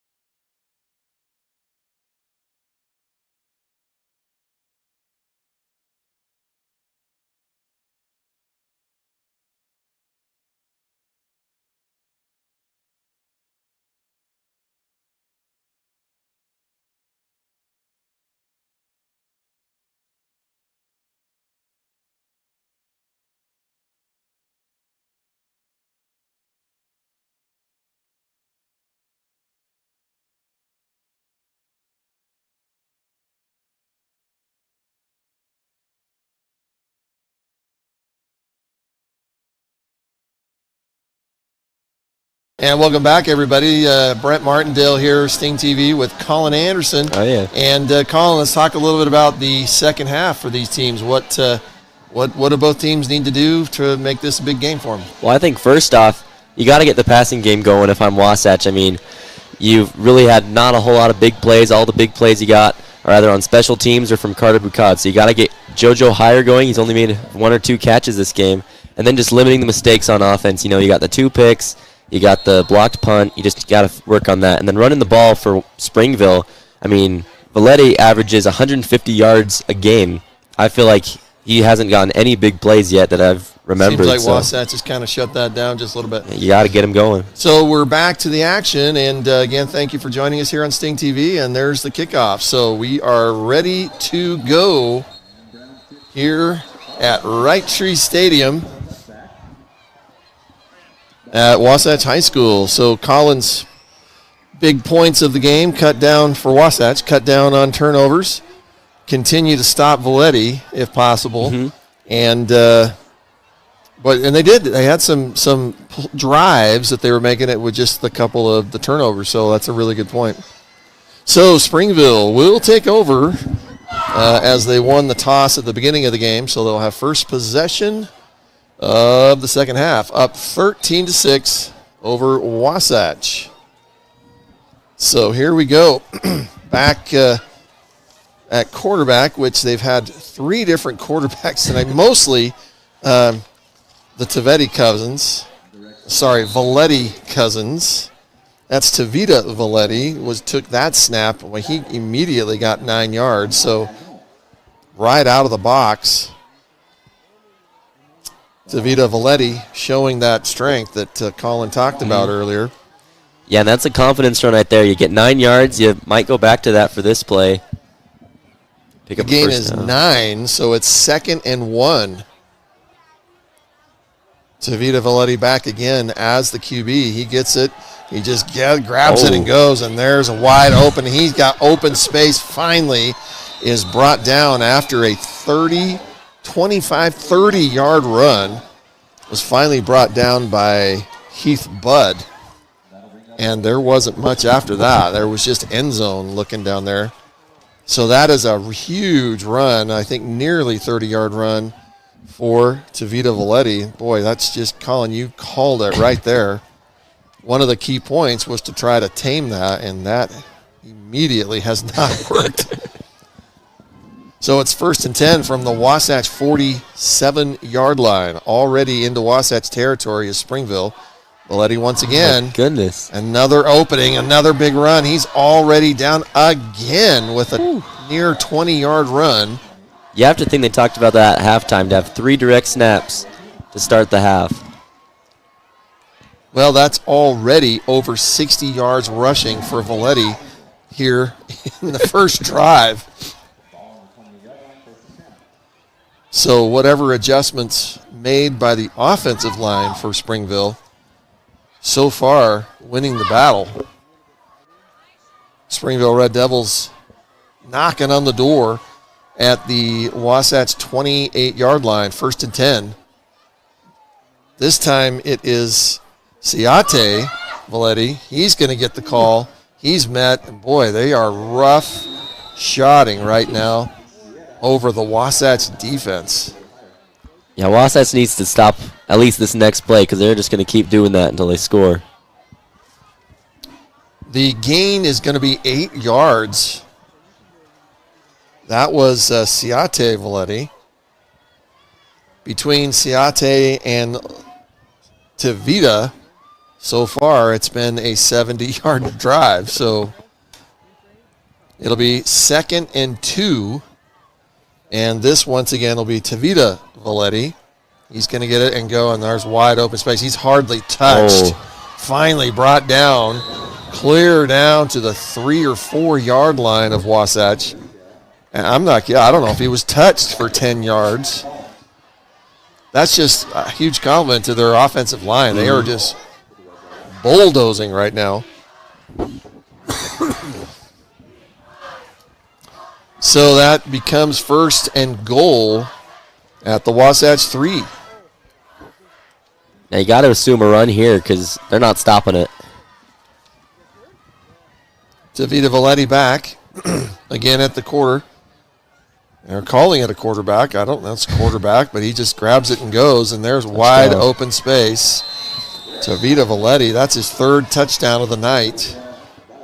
And that was an absolute manhandle possession for Springville. That was, I think, what some people worried about.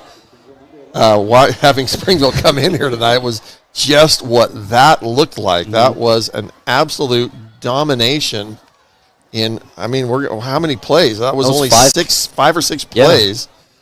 And just like that, touchdown, Springville. And to have it be the same play every time. The extra point is good. And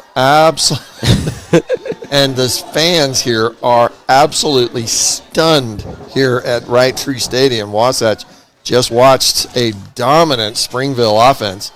Just like that, it is 20-6. And I'm not sure I've seen something score so fast.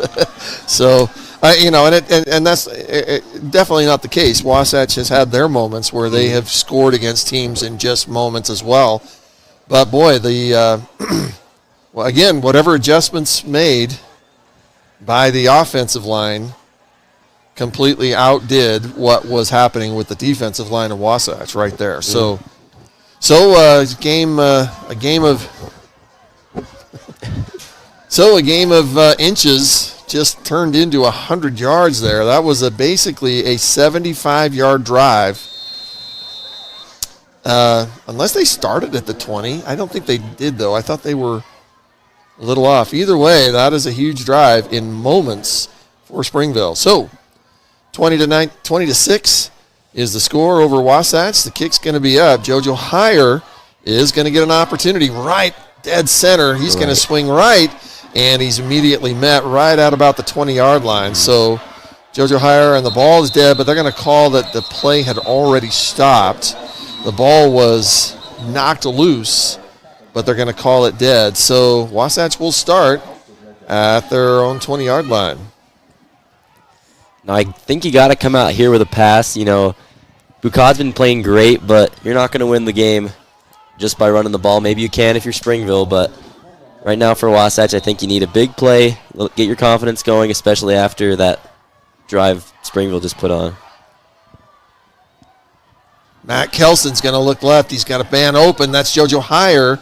But, boy, he is swarmed immediately. That will be. Now it's showing right now, Springville players are showing that the ball was loose. But now the referees are going to determine if Heyer was down. It looked like the ball was pried loose somehow. But they are keeping possession to Wasatch. So whatever happened there, boy, Springville thought they had it. All of that play resulted in a loss. It's kind of looking like a loss of a yard. So it's going to be 2nd and 11 for Wasatch. The pass was completed. It just didn't go anywhere. Carter Bucad is going to get 3 yards. After early runs by Carter Bucad, like we mentioned earlier, the last few possessions, Springville has really clamped down on Bucad. And as you mentioned, that's one of the keys for Wasatch's offense, and to be able to get an effective pass offense. So it'll be 3rd, and the gain was probably about 4 yards, so it'll be 3rd and 8. I'm going to say 7, according to where it's placed. Kelson's got a little time. He looks down. He's got a man open. And it is intercepted once again by Springville. That's going to be Tua Valetti with another interception. That's the 3rd interception of the night for Kelson. And it will give Springville the ball right at midfield. They're placing it right at the 50-yard line.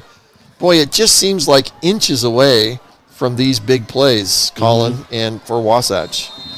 Yeah, he threw it into single coverage, so, it's not a terrible decision, but you just underthrow it a little bit, and He makes you pay for it.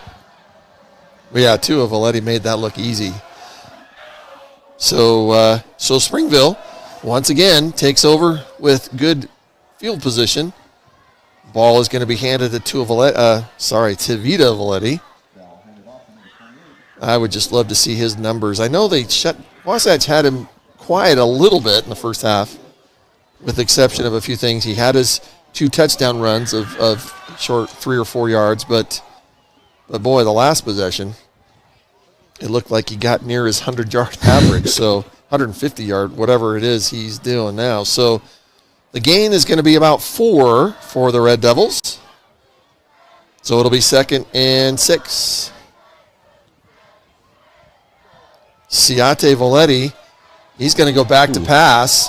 The pass is up. He's got a man wide open. The reception is good, and touchdown, Springville. That is Junior Lawaki. And I'm going to say that's the first time tonight I have called his name. Doesn't mean he hasn't been playing.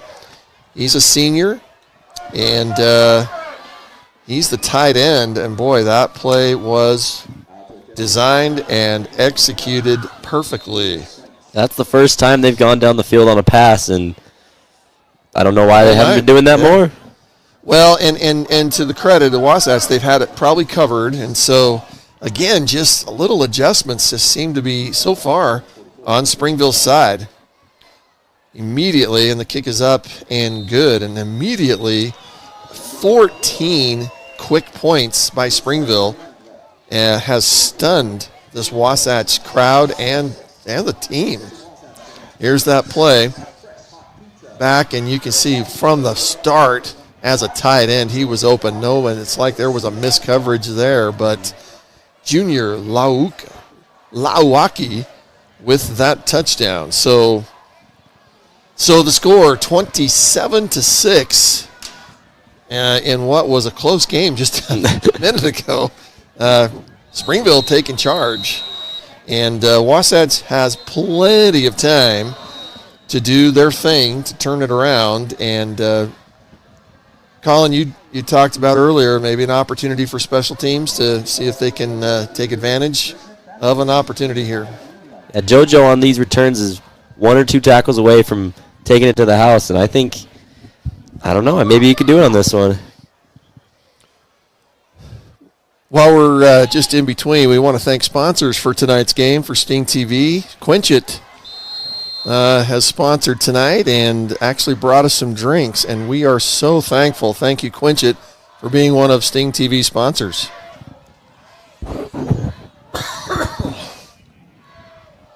So the kickoff is going to go to JoJo Heyer. JoJo's running straight up the middle. He's got space.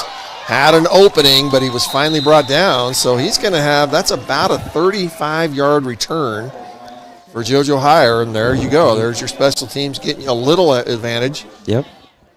Exactly. Heyer looks like he caught it right around the 3-yard line and brought it all the way down to the 40-yard line. So Wasatch will take over, down 6-27 after a miraculously quick 14-point turnaround by Springville here to start the second half. Kelson's back. He's got some time. Oh. Found a man. Almost intercepted again. Unbelievable. That was this time Jack Pickering, who has one of the previous interceptions. And boy, you just have to compliment right now the secondary coverage of the Wasatch receivers. Oh, yeah. Colin. So it'll be 2nd and 10. Pass is going to be complete to Carter Bacot. He's open at the front. He's at the 50-yard line, the 45 of Springville, into Springville territory.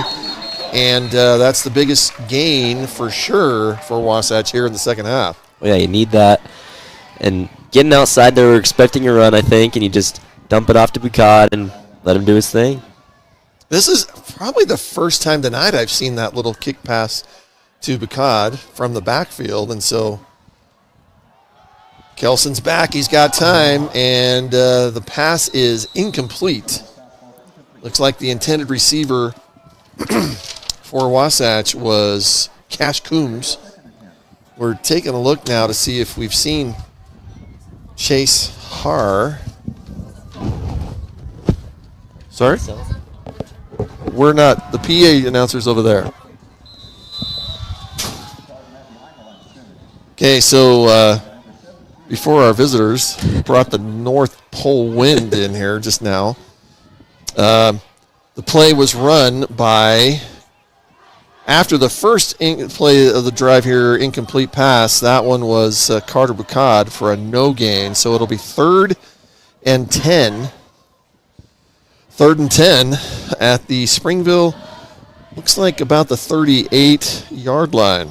Wasatch with an opportunity to try to get some momentum back, but it's now 3rd and 10. I think you pass it right side of the field. He looked at Bucad. He's got a man open, and it's just going to be it looks like it's not right now. The referee's signaling touchdown. Wow. So we're going to say the pass is complete to Colton Bassett for a touchdown, Wasatch. There were three different Springville players motioning incomplete. There isn't a video instant replay, or not instant replay, but a video challenge. And so we'll look at our own replay here in just a moment. Not too sure if that was a catch or not, but I'm not here to complain. So, a spectacular catch by Colton Bassett. I'm not sure the pass could have been any more perfect as well, because it was out of the reach of the defenders. Here's the replay. A little time, a little fake right. Boy, Kelson, and that's going to be just out of the view. Oh, my gosh, that is a spectacular catch. Woo. What a play. I think he did. I think he got it, yeah. Holy smokes. That'll be on the highlight reel. And Colin, is there a better instance than what Wasatch needed right there? That's exactly what you need. You got your pass game going. You cut it down to a 2-score game. So the kick is, the extra point was good. That makes it a 13-27 game. And as you mentioned, now a 2-score game, 2 touchdowns down. Now we're going to say that here's the replay once again. And boy, Kelson was just decked right at the end. There's the replay. And he got it. I know that the Springville players, they're doing a little, look at that replay. No, it was short. I mean, it was bobbled, but it looks like he kept his hand under it at least. Wow, that's great camera work, Sting TV crew. Great job. And the kickoff will go into the end zone. So Springville will have the ball once again. Here we go. Now watch Kelson get decked right there after the throw. Here once again. Well, it bobbled, but it's like he kept, I guess what the referee saw is that he kept look at this replay. Oh, my heavens. Oh, wow. He's definitely short of the goal line, so I'm kind of surprised they gave him the touchdown, but I do think it was a catch, though. Boy, that is just hard to tell. Fantastic camera work, crew. Holy smokes. So Springville will take over, and there is Tavita Valetti. This time, finally, they found a cure for the Tavita Valetti plague that has happened here in this second half.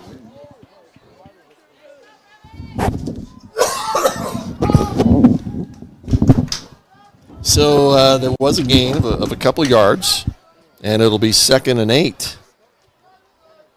What's the next best thing Wasatch needs after a score is a stop. Yep. Springville, on the other hand, wants to keep pouring the pressure on. This is Valetti back to pass. He's got another man open, and just out of the reach was Luke Nadald. Boy, JoJo Heyer was on him, but Nadald had a step on him, didn't he? Oh, yeah. And again, you can't really put that ball in a better spot because any much behind, and JoJo could pick that, and no one's around him. He could return that 20, 30 yards. Very good point. That was Ciate Valetti with the pass. So that brings it down to 3rd and 8 for the Red Devils. Opportunity for Wasatch to get a big stop here. Valetti is at the center. He's going to give it. No, he's going to pass. He's got pressure.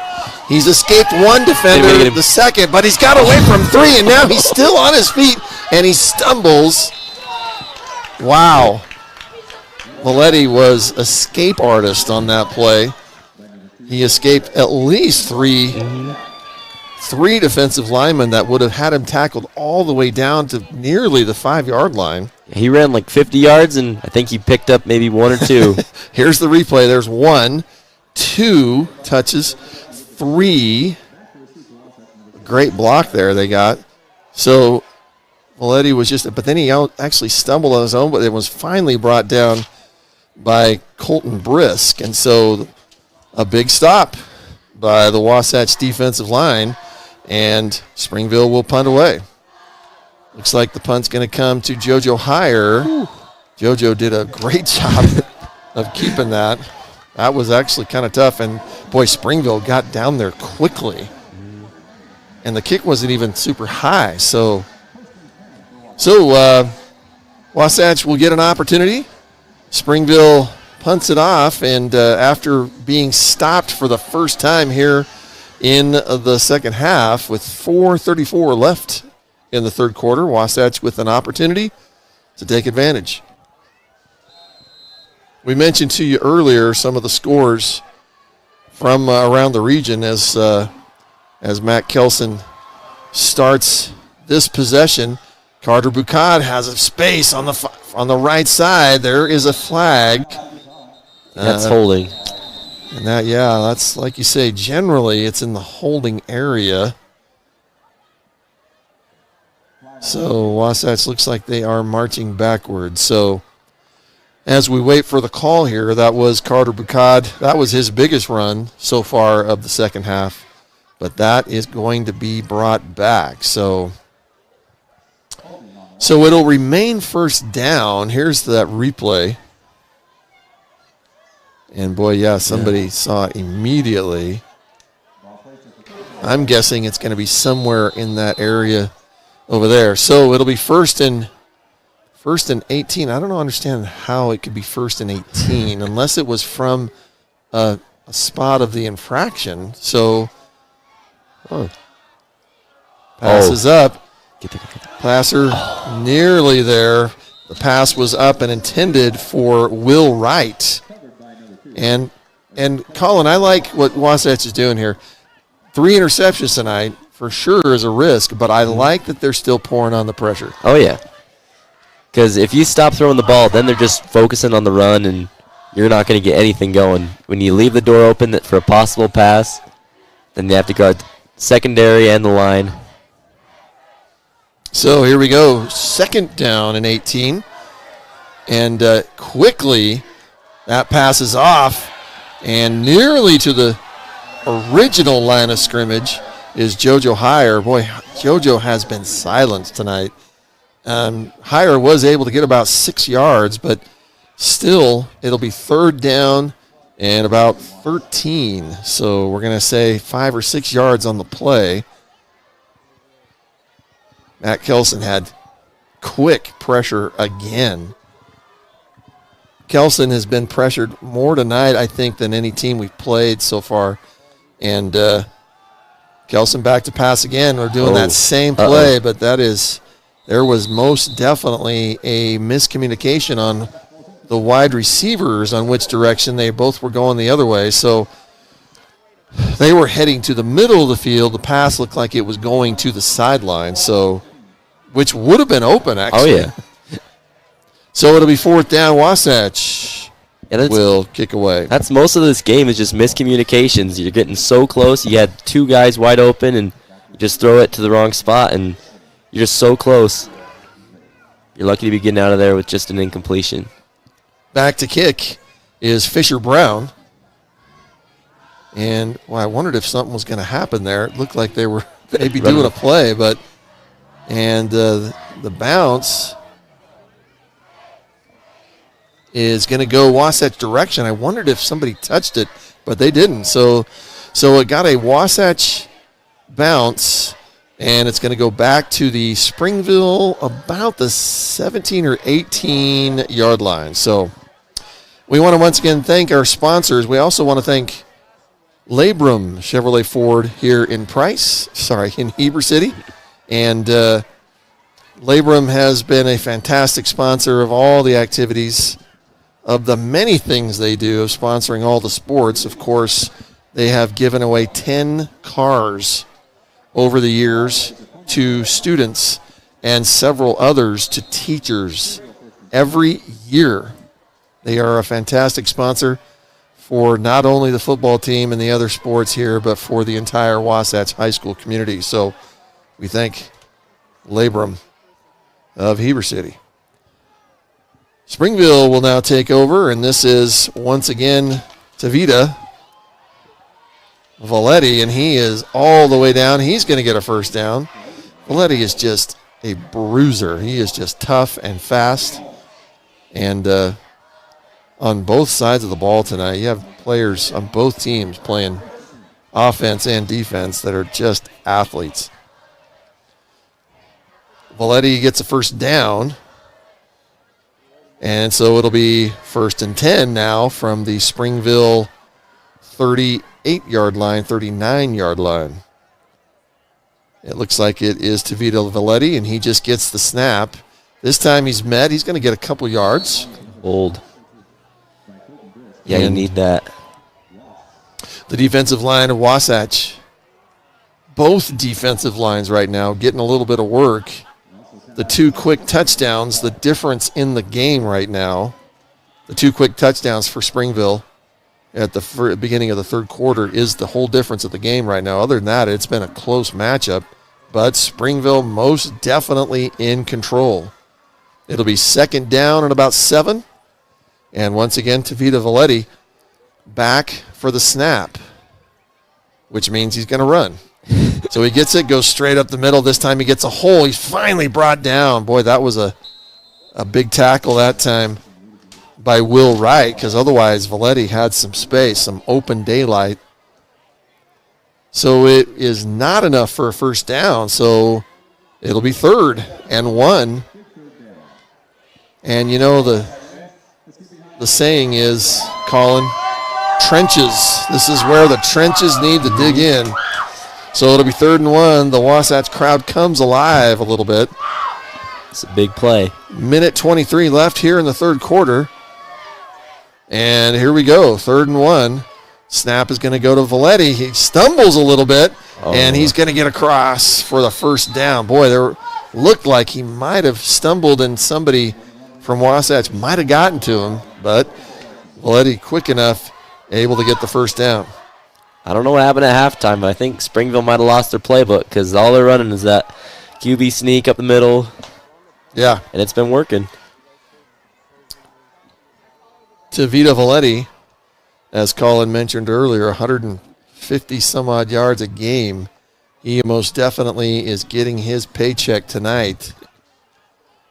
So it'll be 1st and 10. Springville marches into Wasatch territory at about the Wasatch 48-yard line. And this time it's going to be, I believe the carry is Tua Valetti. No, I don't think that's correct. I apologize. I'm trying to see the number of that runner this time. It was actually 23, TC Valetti. TC Valetti ran, and it looks like it's going to be about 9 yards. And I got clock running. Oh, and they're just going to run it down to the end of the third quarter is what they're doing. Okay, so it takes me a minute sometimes to see that. So at the end of the third quarter, and we thank you for joining us here on Sting TV. For Colin Anderson and Brett Martindale, we want to compliment once again the crew of Sting TV. The video is just absolutely fantastic, and the graphics, and you guys have worked really hard this week, I know, so that's a great job. So what has to happen here in the fourth quarter for Wasatch, Chase? Well, you got the... Colin? You're fine. Sorry. You got the passing game going, and that's huge for Wasatch. You got those dump offs to Bukad, they've been working out really good. I think you got to go back to that on offense. And then here it's only, again, 2 possessions. Springville did 2 touchdowns in the first, 5 minutes of this quarter. So it's definitely, you're still in the game. You just need a big stop here. Yeah. And let's look at Maple's view. What did they do differently, and what do they need to keep doing for this for the win in this game? Well, I think if you're Springville, you keep running the ball, because that QB sneak up the middle, that QB draw, that's working every time. And yeah, if you're Wasatch, you just play the run, because that's what they're going to keep going back to. And if they pass it, dare them to pass it, because outside of a few plays, they haven't really shown that they can throw the ball that well. Well, and not that they haven't had a touchdown pass, but you're right. Their average definitely is not quite as strong as their run. So Springville, 1 quarter left in this game, up 2 touchdowns, in control. And there's once again, that is TC Valetti, and that's going to be a first down. They are all the way down to the Wasatch 38-yard line.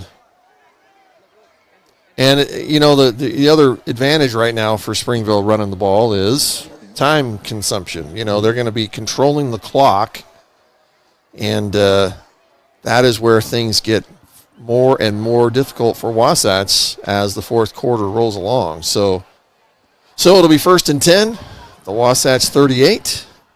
Springville once again showing dominance in time possession. That's going to be a pitch out to Vita Valetti. Valetti's got lots of room. He's already passed. It's a first down all the way down to the 24-yard line of Wasatch. A little scrumble there on the ground after he came down. Looked like maybe Wasatch thought they had an opportunity for a loose ball or something, but that's going to be another dominant first down run for Vita Valetti. Yeah, that's what's been going wrong for Wasatch, I feel like, at least this half. They're letting these short plays that should pick up, 2-3 yards, and they're letting them bust out 10, 15 yards. And so I think you just got to limit big plays when they're not trying to hit a home run. Just let them get a single and keep them contained. Looking over at the sideline, Matt Kelson and Carter Boucade over there in discussion, just looking a little frustrated. So that's going to be Tavita Valetti with the carry. Looks like maybe a couple of yards, 2 or 3. And it's going to be, clock is going to be stopped.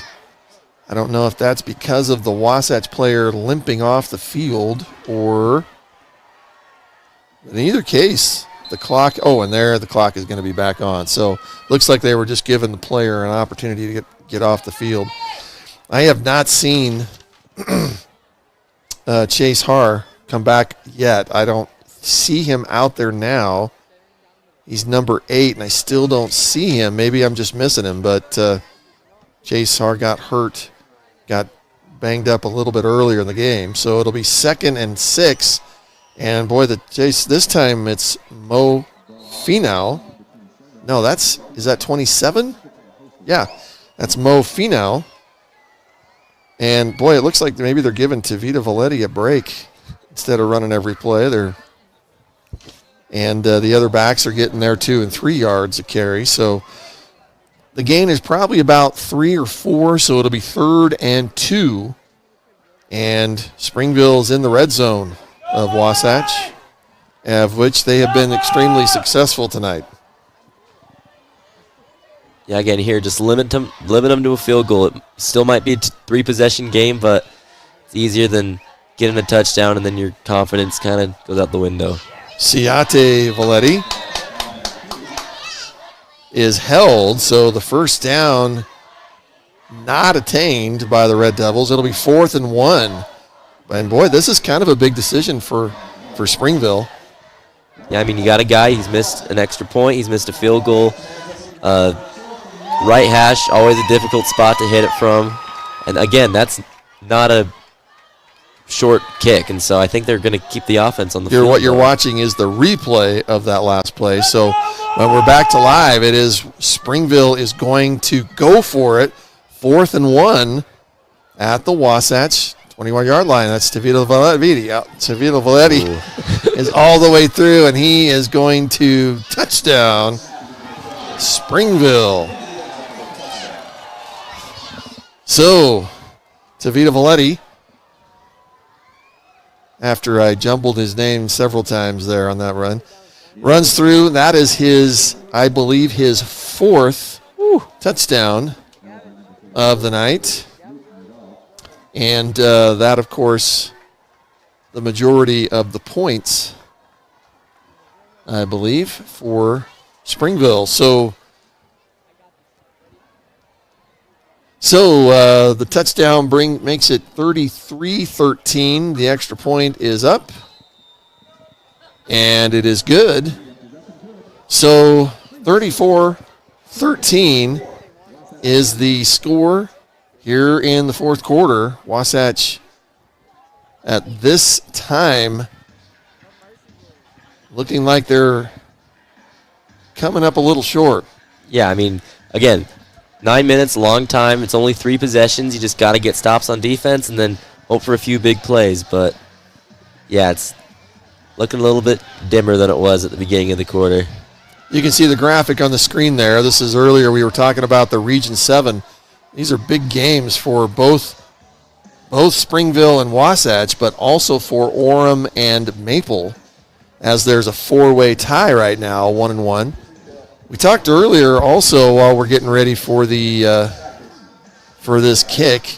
We looked earlier at the RPI rankings. The RPI rankings right now, Wasatch moved up to 14, which Colin and I were talking earlier. That actually puts them, if the playoffs started today, they would be in the playoffs. They take the top 16 teams.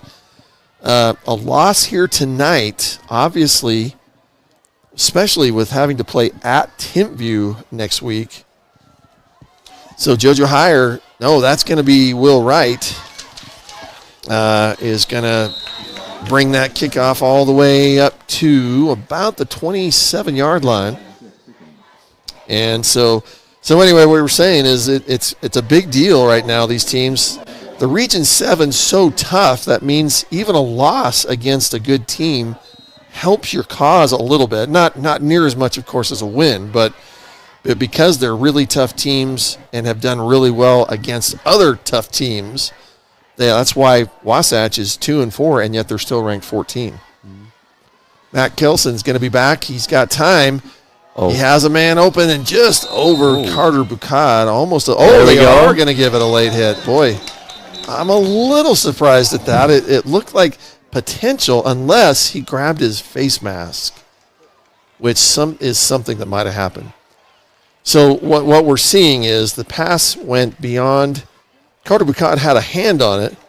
It was incomplete, but then the defender, what would you say? I mean, just kind of ran into him.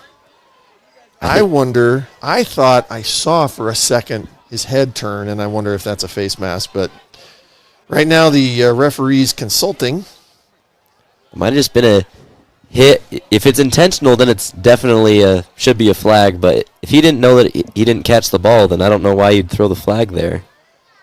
And like you say, if the defender knew the play was already over and he still hit him. So here we're going to get what they're. Yeah, I think it's just a personal foul. I didn't see him motion to a face mask, so that would have been a specific one. In either case, it's going to be a first down. Wasatch all the way up to their own 40-yard line. And like Colin said, this is time to score. This is a time for Wasatch to score. This is a time for Springville.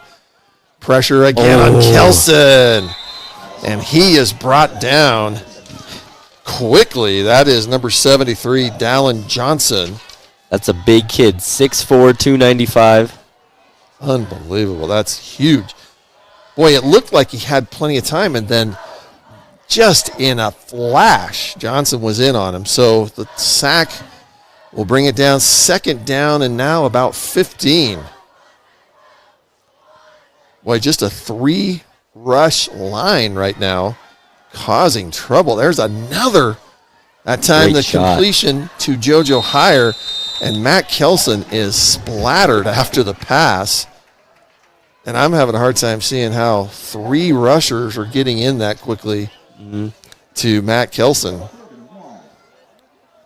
Athleticism on the Springville line. Now they're lining up 4 on the front line. This looks like a blitz. It looks like a blitz. Oh. And the ball is, no, Oh. Carter Bucad kept it.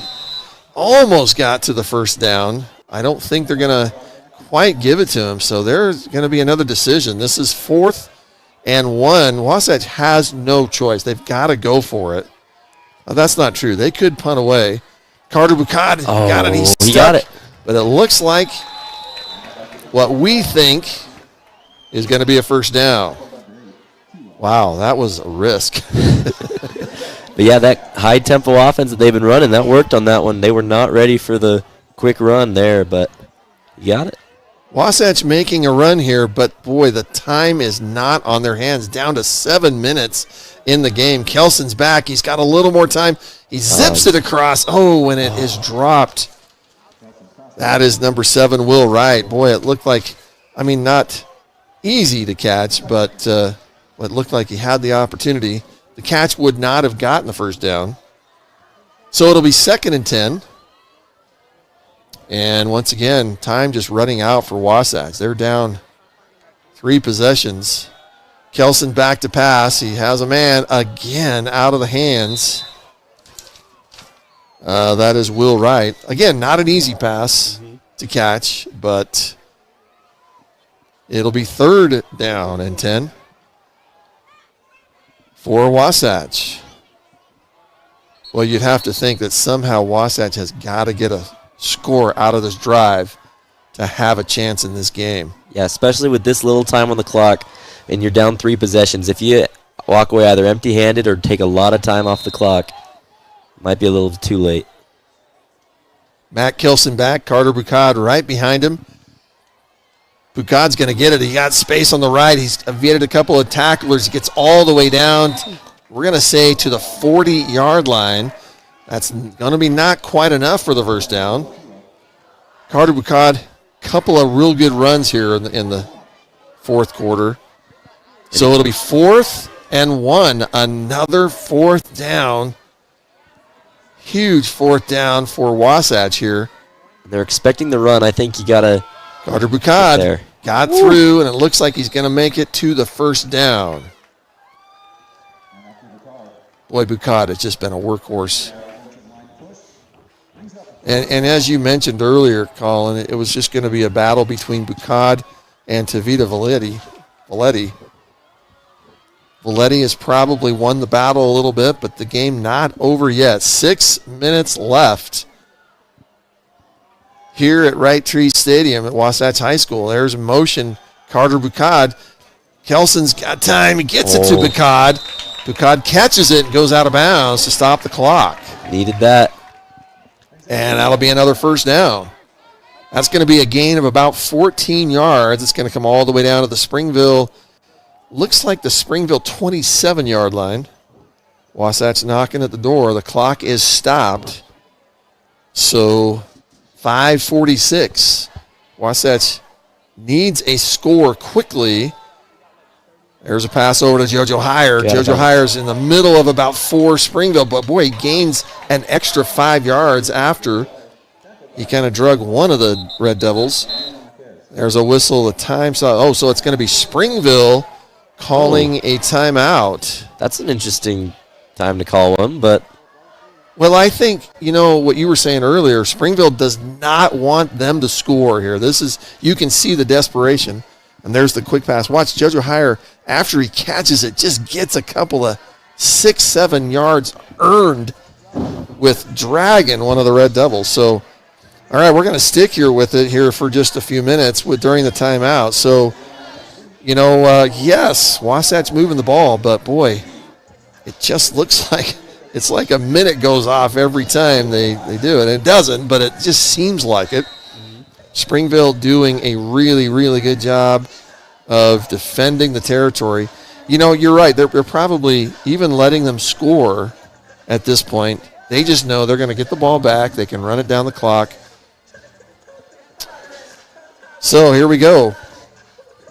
5:34 left here in this game. Wasatch down 3 scores, 13-34, and it's going to be 2nd and 5 from the Springville 22-yard line. Kelson's going to do a little shovel pitch. Boy, that is a risk too. It looks like the ball is loose, so the pitch went forward to Carter Bucad, which means as soon as it was dropped, it's a dead ball, right? Mm-hmm. So that's what I think. I think Springville pounced on it, but the referees called it an incomplete pass, basically. Yeah, I think that's the best thing that could have happened because they're losing yards on that if he catches that. Yeah, it kind of did look like Springville had that red, didn't it? So 3rd down and 5 for Wasatch. 5:27 left. Kelson back. He's got somebody coming on him again on the blind side. There's a Oh, he caught it. What a catch. Wow, that was acrobatic catch by Cash Coombs. That'll be a 1st down. They're going to stop the clock for a moment while they change the chains. And it's going to be 1st and goal from the 9-yard line.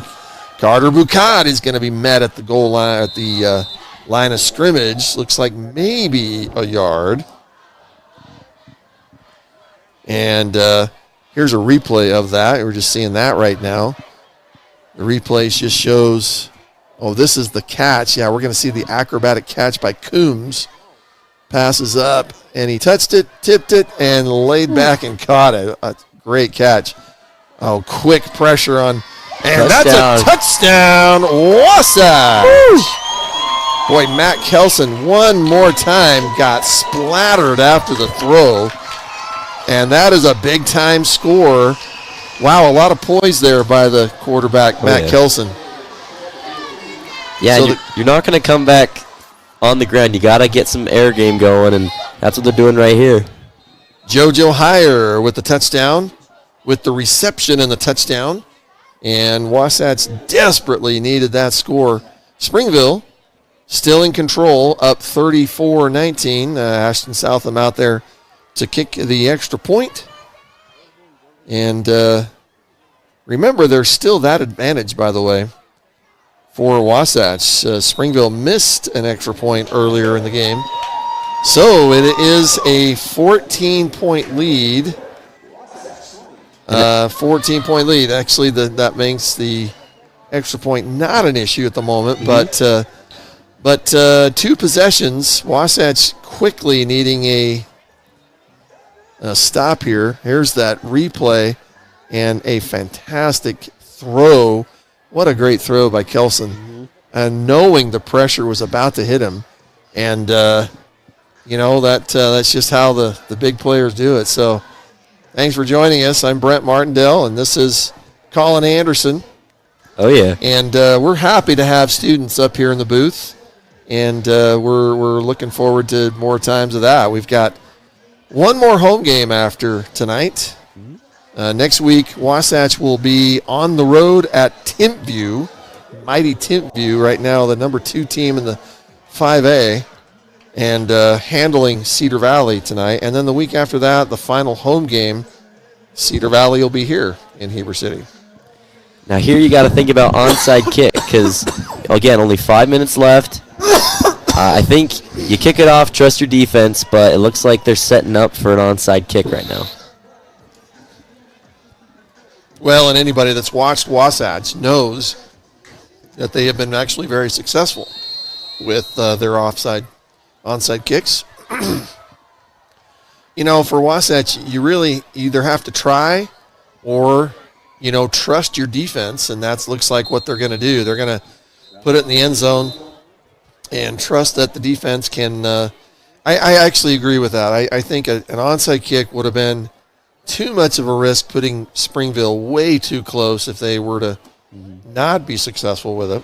And at that point, a field goal wins the game. Yes, you are right. So instead, let your defense do the work. They've done a great job tonight. For the most part, Springville surprising coming out of the halftime locker room, as Colin mentioned, scoring 2 quick touchdowns. So 4:44, time not on the side of Wasatch at the moment. I think if you can get back to how your defensive line was playing in the first half, where they were holding Valette to really small rushes, if they can get back to that, they might have a chance. So here we go. Siate Valette at the quarterback, taking the snap, gives it to Vita Valette. This time it's brought down. There is a flag. Boy, right there, what would that be? I mean, sometimes a hold, but you wonder, you just hope there's not like a personal foul or something like that. You know, emotions can get high this time of the game, so. It looks like it might be on Springville. Yeah, it looks like they're going to march it south toward the south end zone, so it generally would be like a hold, right? Mm-hmm. Waiting for the umpire to. Yeah, it looks like they didn't make a call, but they're still marching it back. So all the way back down to the Springville 10-yard line. It looks like it is a holding. So it'll repeat first down, but now it'll be 1st and 20. Mm-hmm. The bad part is time just keeps clicking off. Yeah. I'm not too sure about that just because with accepting that penalty, because it takes time off the clock, an extra down still needs to get played, but it's 20 yards, and I don't think they're going to pass it a whole lot. So maybe that was smart, but again, just when time's not on your side, you got to be careful. Siate Valette is going to keep it. He's going to be met by a couple of wides. Boy, he's evasive. He was earlier, and that's going to be brought down right near the line of scrimmage. So again, Wasatch is going to have to call a timeout to stop that clock. So Wasatch timeout. And looks like Wasatch still has now 2 remaining. You can see the replay on this. Siate Valette, very quick, but no match for the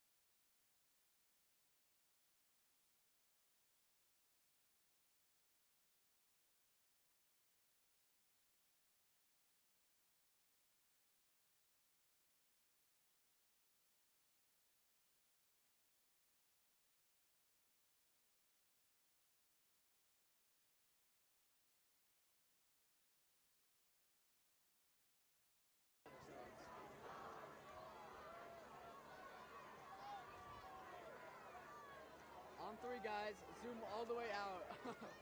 4:14 left in the game. Wasatch down 2 touchdowns. There's going to be a pitch to Vita Valette. Boy, Valette gained a few yards there. And Coach Coburn's going to go ahead and call his second timeout. And that will only leave 1 left, if I'm seeing it right. I think so, yeah. You got 3rd down coming up, I believe. So they're going to at least have 1 play where they take off at least, I'd say, 40 seconds. So if they can hold them here these next 2 plays, they're getting the ball back with about 3 minutes left. If you get a quick score and an onside kick, you might have a chance. But, again, when you have your offense without any timeouts, you might be in a bit of trouble. While we're at a timeout, we'll thank once again our sponsors, Quench It, here in Heber City, being one of our sponsors tonight and bringing us some drinks. And we enjoyed a Twisted Sister from Quench It tonight. Wow, love that Dr. Pepper version. It is so good. So thank you, Quench It, for being our big sponsor this evening. So here we go. It's 3rd down and 16 for Springville. It is Siate Valette back in the shotgun.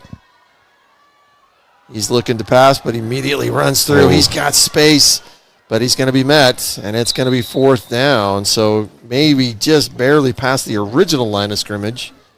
Coach Coburn's not going to call a timeout. They're going to let this clock go.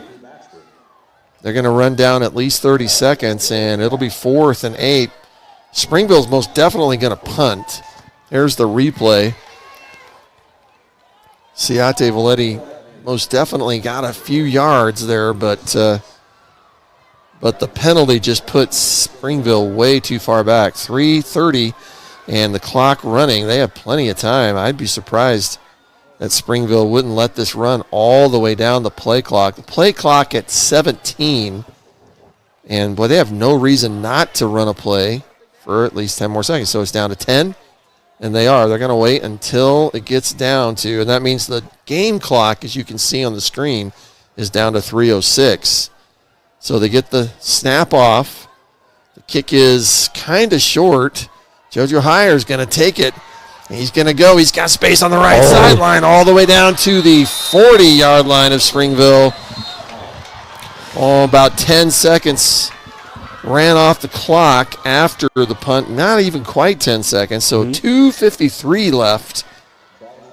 And Wasatch has their work cut out for them. They're down 2 touchdowns, 20-34. Here's a replay on that. And, yeah, you can see Springville, they didn't have any gunners out on the side. They just had everything up the middle just because they did not want to get that blocked, and so that's why they gave up a huge return there. Matt Kelson back by himself. Here we go. 1st and 10. Pressure coming quick. Kelson gets the pass up. And it's intercepted over the hands. It's going to be intercepted by Tua Valetti, and that will essentially end the hopes of Wasatch, barring some type of crazy turnover or something for Springville. And so the hopes dashed. Boy, that pass was just over the outstretched hands. I believe the intended receiver was, I don't know if it was Bucat. I couldn't see. We'll have to see on the replay. But on the screen there, you saw the graphic the next couple of games for Wasatch. They now this is the Springville schedule now you're seeing. They do play Maple Mountain, Orem, and then they have a non-region game against Park City, who, by the way, they are killing it this year. Park City beat Wasatch early in the first game of the season. They are 6-0, and I believe they trounced Stansbury tonight. So Springville is going to go ahead and run the ball. There's Tavita Valetti, and right now, Springville, all they're going to do is run the clock out. There's the interception. Looks like it was just out of the outstretched hand. I wonder if it was number 12, Colton Bassett, that he was trying to get it to. So Coach Coburn has to call his last timeout. And, what do you do? I mean, if Springville gets a first down here, then the game's essentially over. You just kneel the ball until I would maybe punt it, but I don't know. If Wasatch can hold them here, there's still hope, but I don't know, two touchdowns, 2 minutes, I'm not sure that's going to happen. Yeah, you've seen crazier things. Teams can score that fast. They really can. 2:34 left. Like you say, there's got to be something here that Wasatch does to get the ball back. They can't do it on downs. They've just used their last timeout.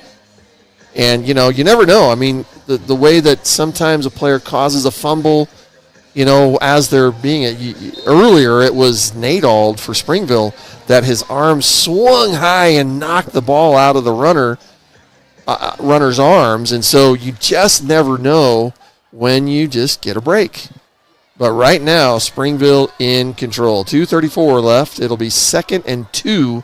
And as you mentioned, there's the first down to Vita Valetti, and that is, as you mentioned, it'll be first down. He'll come all the way down near midfield, and he'll still be at the Springville own 48-yard line. No, it looks like it's going to come back to the 47-yard line. But as you mentioned, clock's going to run now, and Wasatch has no way of stopping it. Yep. So 2:16, and right now this is where earlier Colin explained the play clock is where that comes into effect. And we don't have that view, and it's not on the graphics there. Oh, it is on the graphics there. Yep. You can see it just to the right of the game clock. So the game clock's showing 1:59. The play clock is down to 8, 7, 6. And see, the team, Springville, will let it run all the way down to that before they run the play. That's Tavita Valetti assuring that play runs. He gains about 3.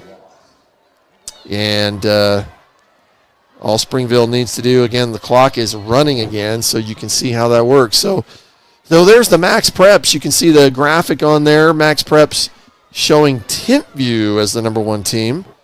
But as we mentioned, the RPI, Timpview is actually number 2. So everything real close, and Timpview absolutely destroying Cedar Valley tonight. But Timpview and this Springville team is going to rest on the fact that, and they're just going to be downing the ball. You can see they're just lining up to snap the ball. They'll wait a few seconds and down it. And that will be 3rd down, actually. Mm-hmm. They're going to have to run a play to do that, even on 4th down, but it looks like they'll be in control of it. So Springville will remain, they will be remaining in that position. They, as we mentioned, they're number 5 in both Max Preps and in the RPI. So as we mentioned, Wasatch before the game tonight at number 14 in the RPI. This will most definitely drop them down a little bit. Their magic number would be around 16. They do have to go play at Timpview next week, and that right there will be the final play of the game. And so a big, big win for Springville tonight. 34-20 is the final score. And Colin, some final thoughts on the game tonight? Well, I mean, like you said, Springville's 5th in the RPI right now. They're 5th in Max Preps. They're a really good football team, only 4-2, just with one of the losses coming against Timpview. I mean, if you're Wasatch, I'd be pretty happy about how this game went. Again, you got some adjustments to make on offense. The 4 interceptions definitely didn't help them at all, but, I mean, if you just get a few more extra plays going there and a few, things going, I really think they had a chance to maybe pull out a win there. Wasatch, as you mentioned, the turnovers, the real key to me. Never have I seen that many. So obviously not something that's typical. You have to compliment the Springville secondary for those type of things, I think to me the other glaring thing that they did is they shut down Carter Bacad. Yep. So shutting down Matt Kelson with 4 interceptions is huge. But then after that, it's like you said, you got to have a little bit of both for the offense to be effective. And once they had the interceptions, they were just able to shut down Carter Bacad. And I don't know what the typical numbers are. I know that Carter Bacad definitely didn't reach his average tonight. So that's our view. So we want to thank all of you for joining us here on Sting TV. This is Colin Anderson. I'm Brett Martindale, and we'll once again, next week, Wasatch will be on the road at Timpview, and then the week after that will be our next home broadcast right here at Wright Tree Stadium against Cedar Valley, the new member of Region 7. So for all of us here, Colin, any final thoughts on the game tonight? It was a pleasure to be here. Can't wait for Timpview. Well, and that's, Wasatch, you'd have to think. It has to think that way, of course. Being able to, just because they're number 2 or number 1 in the state doesn't mean, hey, we don't rate. I mean, they were beat themselves. They've had a couple of losses. In fact, I think Spanish was one of their losses. So, on paper, both these teams, Springville and Timpview, actually, look beatable in terms of things, but most definitely Wasatch has to turn it around. So, yep. Okay, well, thanks for joining us here on Sting TV. I'm Brent Martindale, for Colin Anderson, and for Corey Lang and all the group. You guys are awesome. What a great game tonight. Video, everything. You guys did so good. So thanks for joining us, and we will see you next time here on Sting TV.